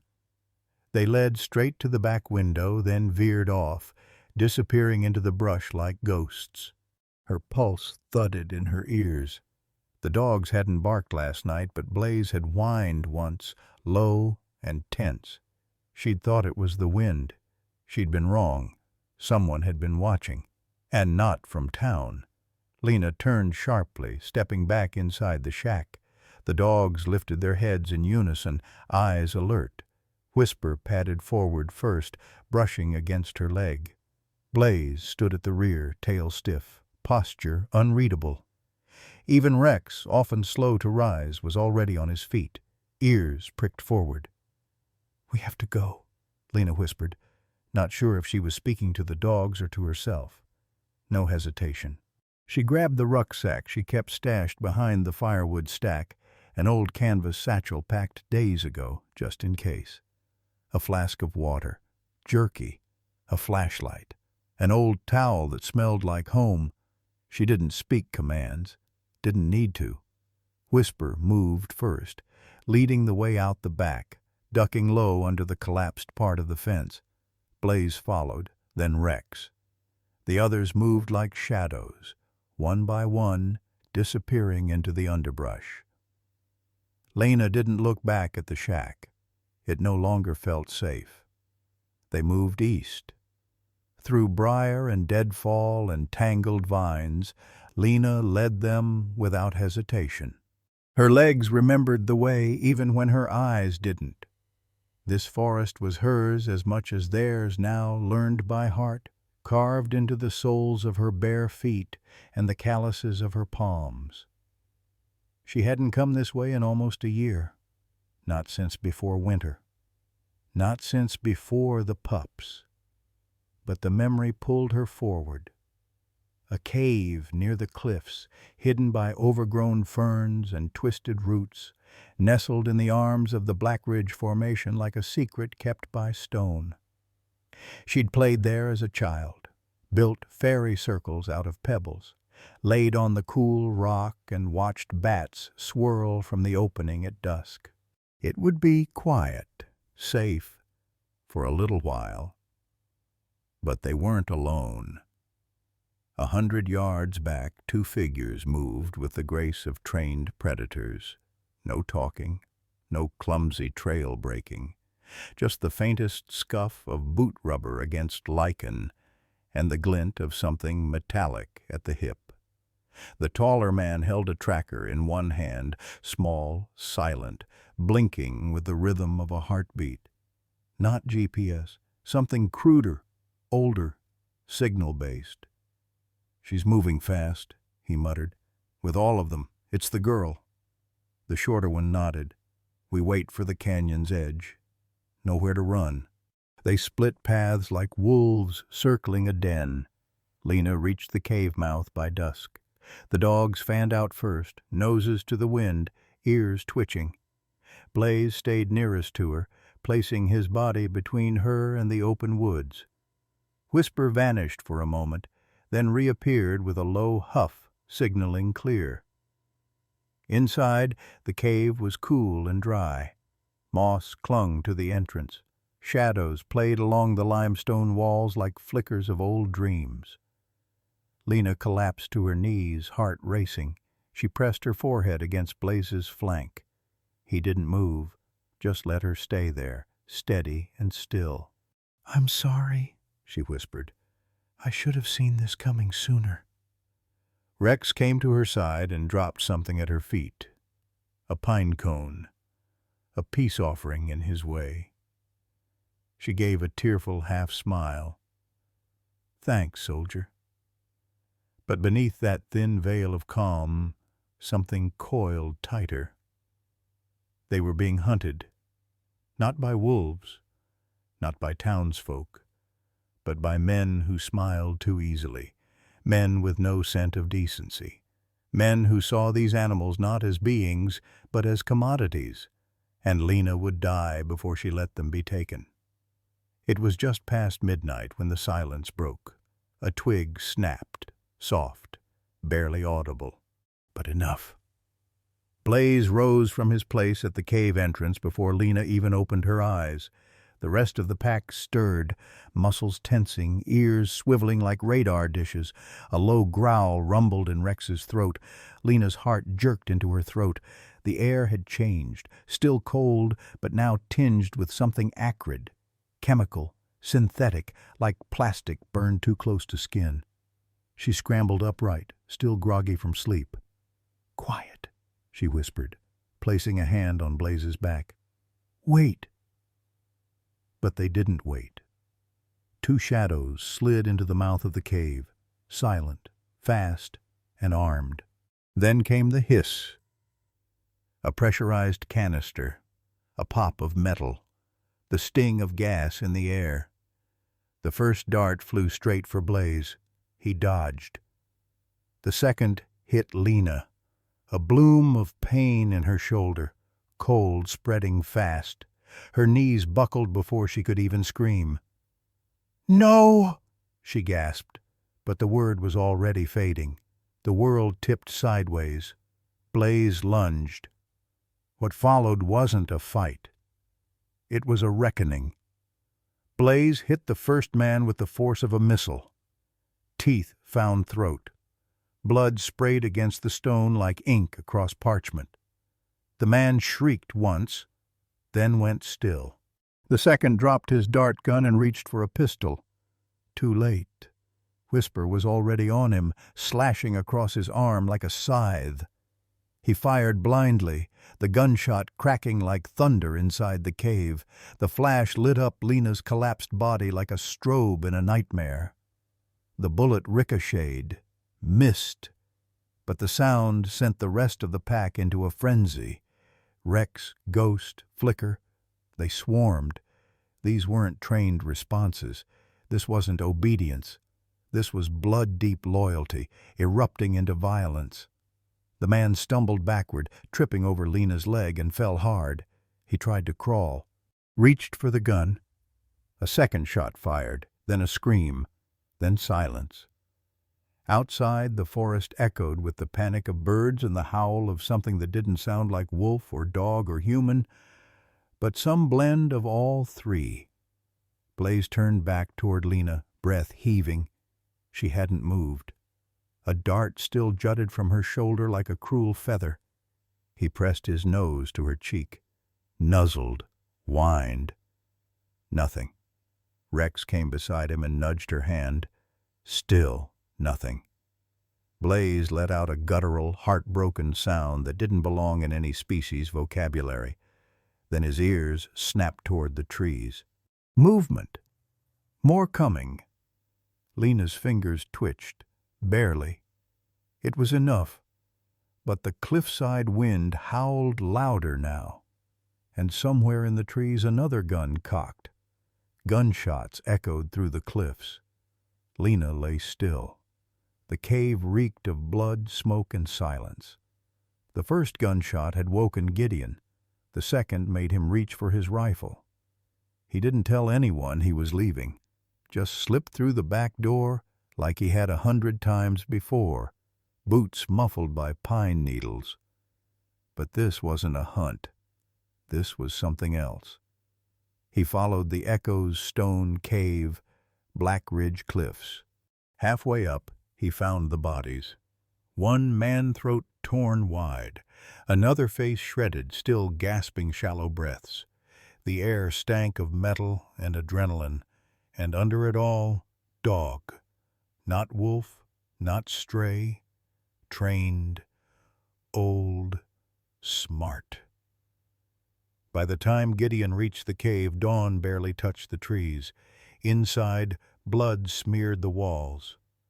A girl lay crumpled on the ground, breathing, but barely.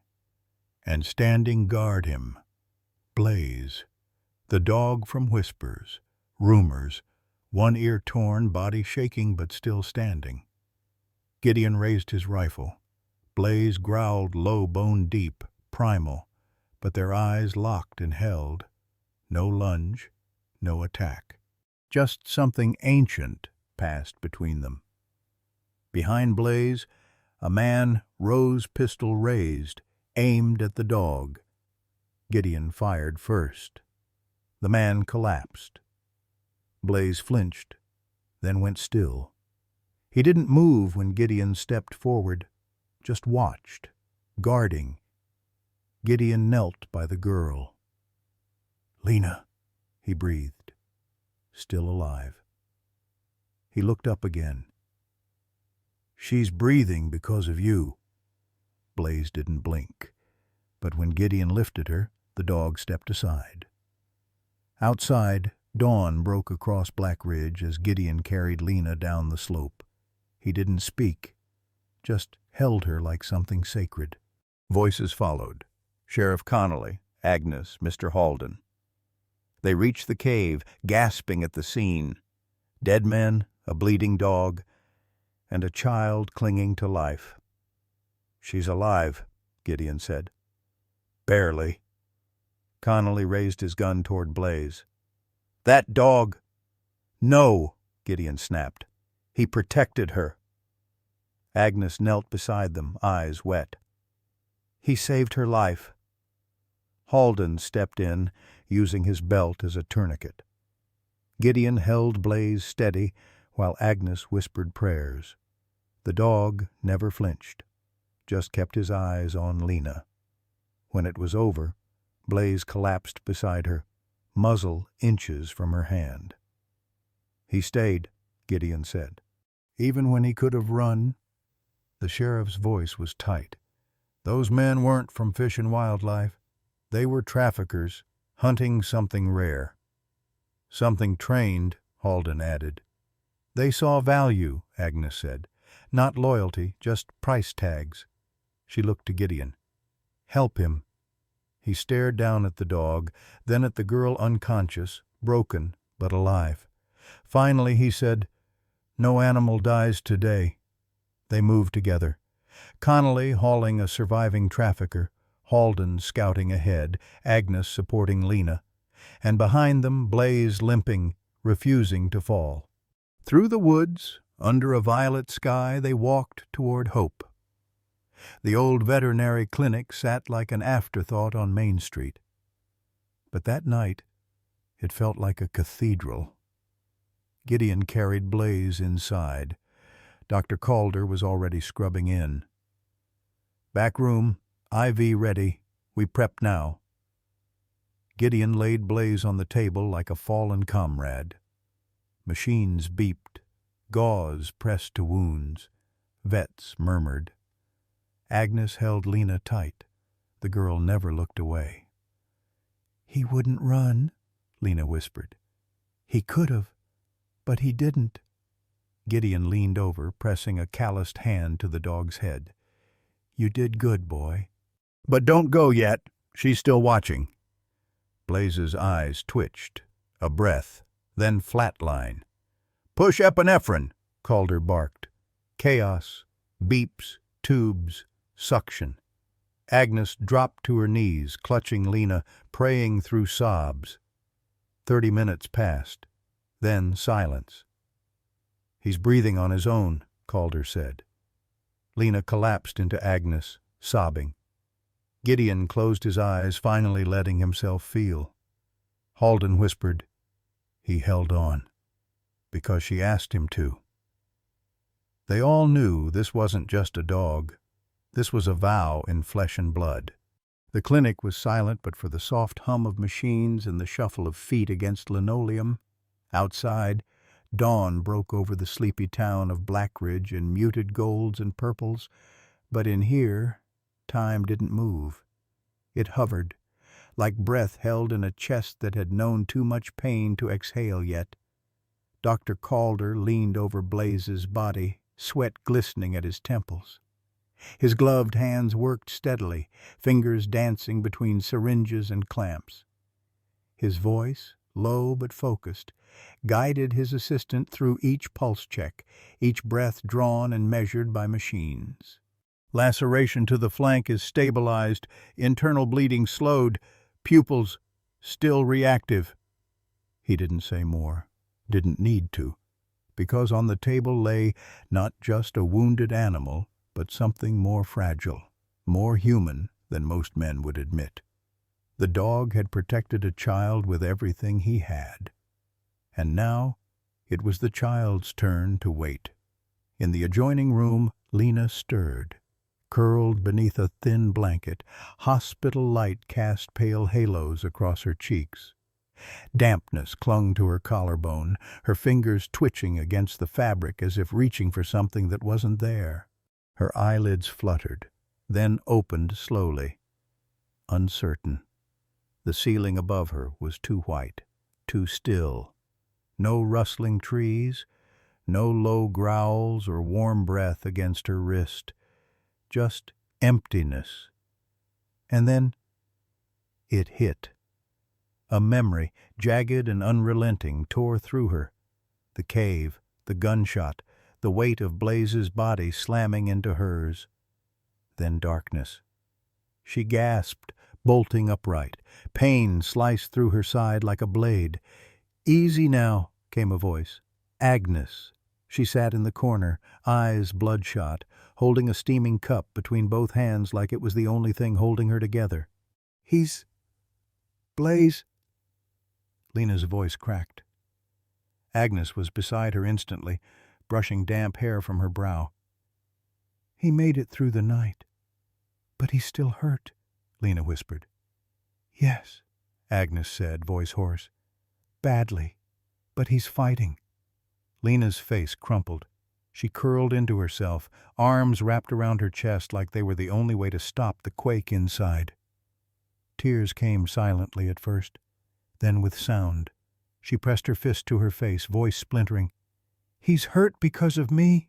"No." "Yes. He followed me. He got shot protecting me. If I hadn't gone to the cave, if I'd just..." Agnes took her hands, gently cupping them in her own. "Lena," she said, quiet but firm, "you didn't bring this on him. The men who did this came to take something that wasn't theirs. And Blaze, he chose to stand between you and that kind of evil. But I led them there." "No," Agnes repeated, her eyes shining. "You saved those dogs from a life in cages, or worse. And Blaze didn't follow you because he was trained to. He followed you because you're his." Lena didn't speak. She just leaned into Agnes and sobbed, the kind of sob that comes not from pain, but from knowing you were loved enough to be bled for. Later, when she could stand, Agnes helped her into the hall. Dr. Calder met them outside Blaze's room. "He's stable," he said, "but weak. I won't lie, he's not out of danger yet."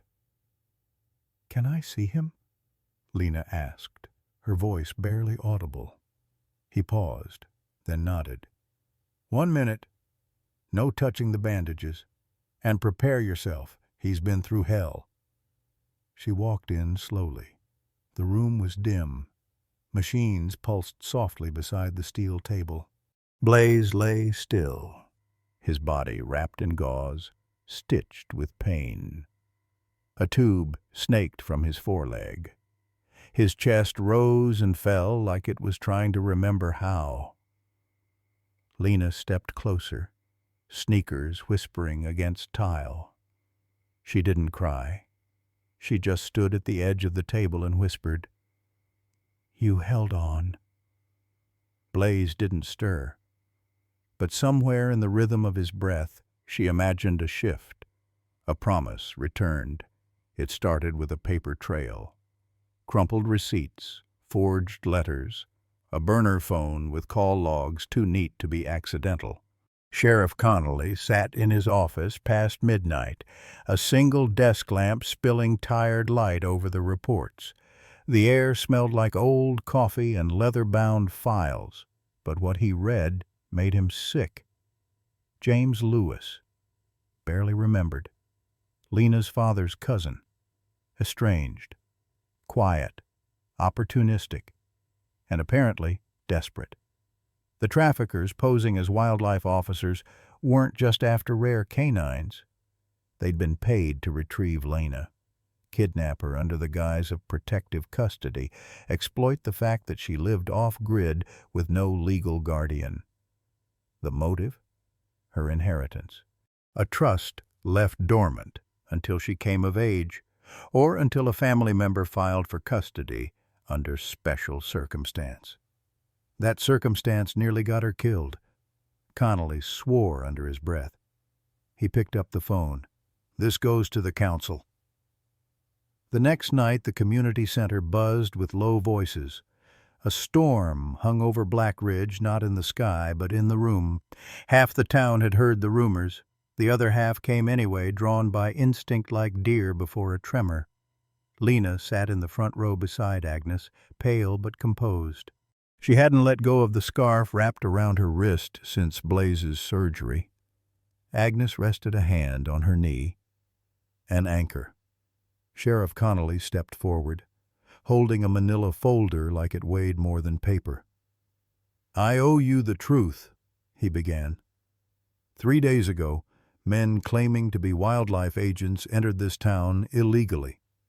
They targeted private land, violated federal animal protection laws, and attempted to abduct a child. A ripple moved through the crowd. These men were hired by James Lewis, who sought custody of Lena McCrae, not out of concern but to access the trust left by her parents. Gasps, swears, stunned silence. "He's in custody. We're pursuing federal charges." Then a voice no one expected. Gideon Halden stood. He walked to the front, slower than usual. He looked older, but not weak. Just opened. "I need to speak." Connolly nodded and stepped back. "I've hunted these woods longer than most of you've been alive," Gideon said. "And for years I said wolves didn't belong here." Nods from the crowd. "I called them killers. Threats. Said we were better off without them." He looked at Lena. "But a few nights ago, I saw one bleed to protect a child." Silence. He didn't snarl. He didn't run. He stood his ground while monsters in men's clothes tried to tear her away. He swallowed. That wasn't a killer. That was family. The room didn't erupt in applause. It just breathed, like something tight had finally let go. The next morning, fog rolled in like a curtain, muting color but not conviction.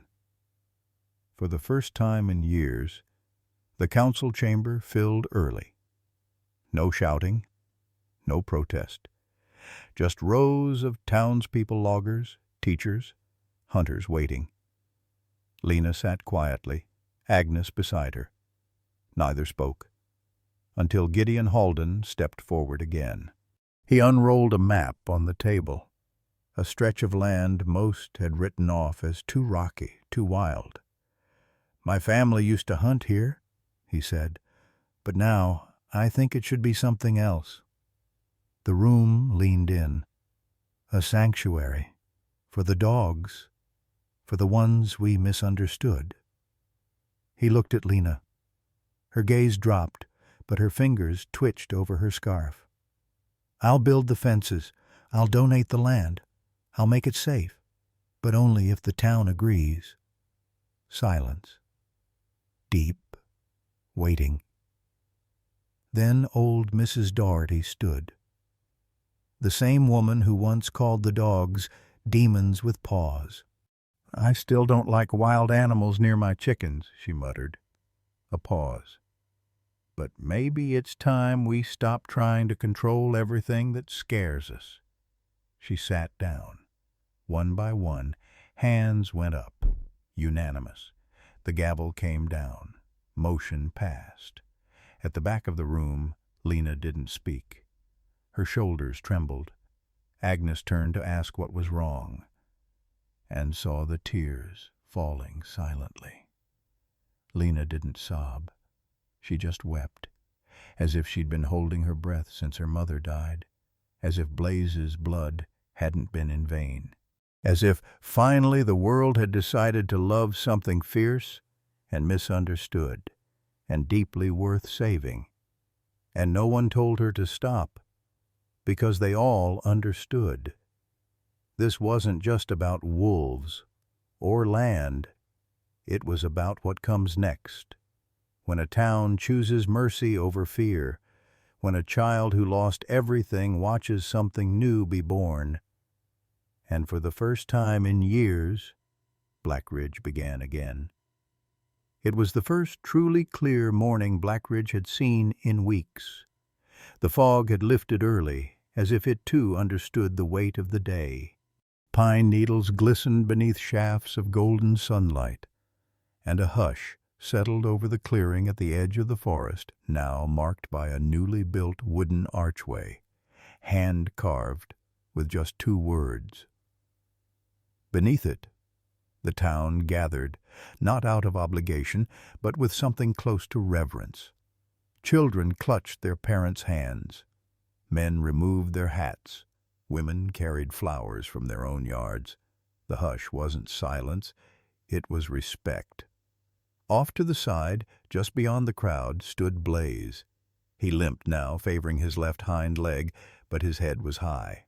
The sun caught in the lighter streaks of his fur, and though his ribs still bore the scars of the cave fight, there was no weakness in him, only quiet pride.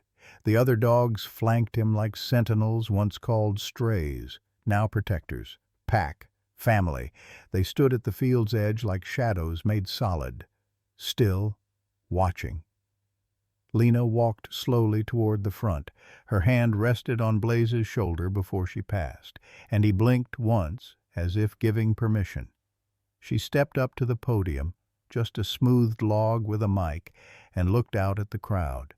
For a moment she said nothing, just breathed. Then, in a voice steadier than anyone expected from a girl her age, she began, "I used to think danger had fangs, that anything wild would hurt you if you let it get too close. But I was wrong. They weren't dangerous. They were protecting what they loved, like we do." Her voice cracked, but she didn't look away. Blaze didn't attack. He defended. He stood between me and people with guns. He bled for a town that once hunted him. A breeze stirred the trees. Pine needles rustled like they were listening. We judged them because we were afraid. But fear isn't a reason to destroy something. It's a reason to learn, to ask questions, to stay. She glanced toward Agnes, toward Gideon, hat in hand, eyes wet but proud. They're not monsters. They're brave, loyal, fierce, like the people we love. And when her voice broke again, no one filled the silence, because it meant something. The air trembled with it. Sheriff Connolly stepped forward and cut a simple green ribbon with a hunting knife once used to track animals, now used to open a home for them. Cheers rose, not loud, not rowdy, but real. The old church bell rang twice, and Pine Refuge was born. Blaze didn't move. He stood as the townspeople filed in, cautious, curious, past the archway, through the outer fence, toward the kennels and trees and shelters built by Gideon's own hands. Children reached to pet the dogs. Old men who once raised rifles now offered biscuits. And Lena walked among them, not as a guest or a guide, but as the heart of it, the girl who turned grief into a promise, and the dog who kept it. Time didn't pass loudly in Black Ridge anymore. It whispered through rustling branches, the soft hum of children's laughter, and the steady beat of paws on pine-blanketed trails. Years unfolded like pages, and the town turned them gently. The field that once trembled with fear now bloomed with marigolds and tall grasses. The fences around Pine Refuge hadn't been reinforced in years. No one needed them. The dogs never wandered far. They didn't have to. They were home. And in the middle of it all stood Gideon. The once solitary hunter now wore reading glasses, not scopes. He stood at the trailhead, clipboard in hand, gesturing to a group of middle schoolers visiting from 2 counties over. His voice was gravel-worn but warm. "That one there's Nova. Don't let her size fool you. Fastest thing on 4 legs, and smart as sin. Solved a latch puzzle in 10 seconds flat." Nova trotted by as if on cue, tail flicking. A kid gasped. Another scribbled in a notebook. Gideon's eyes followed her fondly. He hadn't called her just an animal in years. Behind him, Agnes stepped out from the education shed, a treat pouch slung over her shoulder, a worn folder in one hand. Her hair was fully white now, but her gait was strong. In another life, she might have run a schoolhouse. Today she taught kindness instead. The kids circled as she held up a laminated sheet of paw prints, bite marks, and canine expressions. "Every ear position means something," she said. "Sometimes if you just sit and wait, they'll come to you first." A boy raised his hand. "How do you know when a dog loves you?" Agnes knelt to meet his gaze. "They stay. That's how you know." From a distance, Lena watched with quiet contentment. She was 16 now, taller, stronger. Her hair was longer, darker, usually braided with pine needles tucked inside. She no longer flinched when people asked about her parents. She had stopped running. She had started staying. Whisper padded up beside her, nudging her thigh with her nose. "I know," Lena whispered, stroking behind her ear. "We've got rounds." Together they walked the wildflower path toward the southern ridge, where Blaze waited. His muzzle was graying now, but he stood tall. When he saw Lena, he gave one low bark, more of a rumble. "Didn't think I'd forget, did you?" She smiled. Rex bounded up, soaked from the creek. Nova trailed behind him with half a deer skull like a trophy. Lena rolled her eyes but laughed. She didn't call them anymore. They always came. Because trust didn't need leashes. As the pack moved into formation around her, Lena led them down the ridge. No longer hunted, no longer hiding, just home. And under the warm sun, Black Ridge, once broken by fear, grew back in their shadow. Together. The letter came in a plain white envelope, the corners worn from how many times Lena had opened it. She didn't need to read it again. She'd memorized every word. "Congratulations, Miss Lena Halden. You've been awarded a full scholarship to the State University's Wildlife Sciences program." She folded it and slid it into her pocket. Her heart ached in places she didn't know still held ache. The forest was quiet that morning. No birdsong, no wind, just the stretch of trees toward sunrise and the soft thud of her boots on pine needles. Blaze was waiting at the tree line. He turned before she reached him. Slow, deliberate. His left leg was permanently stiff now, silver streaking his muzzle, eyes darker with age. But he met her gaze like always, without hesitation. Lena dropped to her knees beside him. Her duffel slid from her shoulder. Blaze didn't move. He leaned in, pressing his weight into her like he wanted to memorize the shape of her heartbeat. She buried her face in his neck. "Stupid dog," she whispered. "You always know." Nova and Whisper stood a little ways off, heads lowered. Rex lay beside Gideon, who said nothing, just watched with eyes more weathered than ever. Agnes stepped forward and wrapped her arms around Lena's shoulders. Her breath smelled like chamomile and honey. "You ready?" she asked, though she already knew. Lena nodded. "No, but I'm going anyway." They all understood. This was never just about survival. It was about what they'd built. A future where compassion replaced fear. A girl who once hid with monsters now had a seat in a university lab and a full ride to get there. She stood and faced Blaze. "I don't know how long I'll be gone," she whispered, brushing his scar. "But I'll come back. I promise."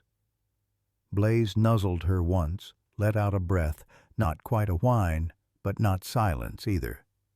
It was goodbye. She slung the bag over her shoulder and turned toward the truck at the gravel road. Agnes walked beside her but gave space. At the edge of the clearing, Lena turned back one last time. Blaze hadn't moved. He stood there, framed in pine and morning gold, like the forest had carved out a sentinel for her journey. She raised a hand in a shaky wave. He didn't return it, but he stayed until she was gone. And in the silence he left behind, something sacred settled into the roots of Black Ridge like. The land itself understood what it meant to let go. Not out of fear, but out of love. The road into Bramble Hollow hadn't changed in 8 years. It still dipped past the frozen stream, curled by the rusted sign, oozing amber pine, and narrowed into gravel. Like a whispered warning, civilization ends here. Memory begins. Lena stopped the jeep at the hill's crest. She rolled down the window. Pine, smoke, wildflowers, same as before. But the silence had shifted. Older, gentler. Like the forest was holding its breath for her return. She stepped out slowly, boots crunching gravel, badge clipped to her collar. Wildlife conservation specialist. She looked like a woman now, because she was.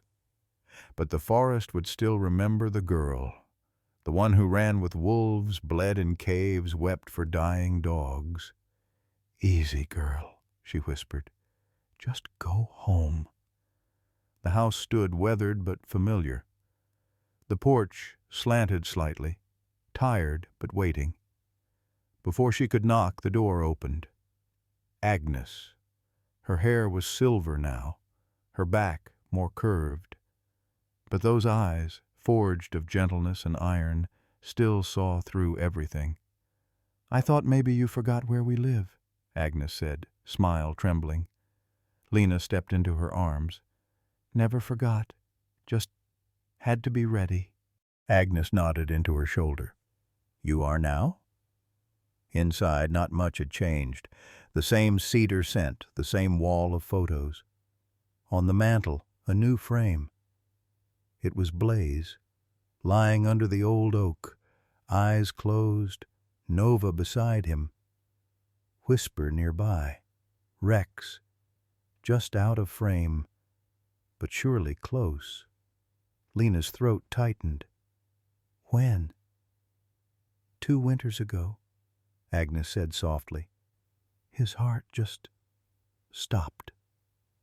Lena closed her eyes, the grief no longer sharp, just worn smooth like river stone. I should have been here. Agnes touched her arm.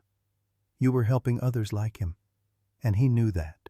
Outside, a sharp bark broke the quiet. Whisper trotted into view, still graceful, with 2 pups in tow. Nova followed, calm as ever.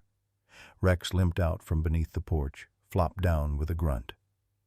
They still come when I call, Agnes smiled. Well, sometimes. Lena stepped outside and whistled. 1 dog stopped, then another. Then they all came, tails wagging, breath steaming, and just like that, she was home. Dawn painted Bramble Hollow gold. Lena stood where fence met forest, where human order gave way to instinct.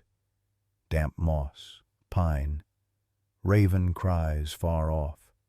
It had been 8 years. Since she promised Blaze she'd return, since she walked away with red eyes and hope in a suitcase. Now, would they remember? She stepped into the clearing, boots cracking frost, tilted her head back, and whistled. The sound, sharp, rising, flew through the trees like a memory. But no bark, no growl, just wind. She tried again. A lower whistle, the one Blaze always returned to. Still nothing. She breathed in. It's okay, she whispered. You don't have to come. I just wanted to try. Then, a rustle, another. A soft crunch. Rex emerged first, slower, older, but his eyes sharp. Then Whisper glided in, nose twitching, and finally Nova, larger, radiant. They moved like memory, alert, precise. Lena dropped to her knees. No words, just waiting. Whisper reached her first, resting her head on Lena's shoulder like an exhale. Then Rex leaned against her back. Nova came last, and placed her head gently in Lena's lap. "You kept your promise," her eyes seemed to say. Tears came. Lena held them close, not just mourning Blaze, but for this moment, this sacred, wordless reunion. "You remember?" she whispered. Nova's tail thumped. Whisper licked her cheek. Rex stood guard. They hadn't forgotten. Not her. Not the whistle. Not the girl who once chose them when the world turned away. 6 months passed. Lena stood beneath the sanctuary's new arch. Pine refuge for those who waited. Children played in the tall grass. Whisper moved through them like a quiet sentinel. Rex lay calmly as a toddler patted his side. Nova herded goats with grace. It didn't look like a place that once knew fear. It looked like healing. Lena knelt beside a wooden post painted with 4 paw prints. Her hand rested over Blaze's. "It started with a girl who broke the rules," she told the group of wide-eyed students, "and 4 dogs who broke the mold. They weren't wild, just waiting for someone to see them." She pointed toward the tree line. "That line used to mean danger. Now it means trust." A little girl raised her hand. "Were you scared when you met them?" Lena smiled. "Terrified, But they weren't. They saw something in me, before I did. That night, when the sanctuary quieted, Lena returned to the cedar bench. Agnes's old boots still sat by the door, now filled with lavender and pine cones. She opened the worn journal Agnes had left her. Herbal notes, wolf folklore.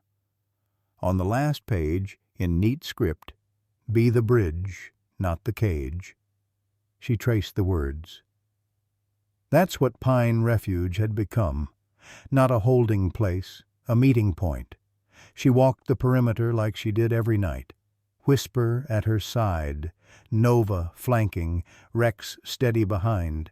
At the old lookout rock, where Blaze once stood tall, she paused. "I hope you're running free," she whispered. A breeze stirred the grass.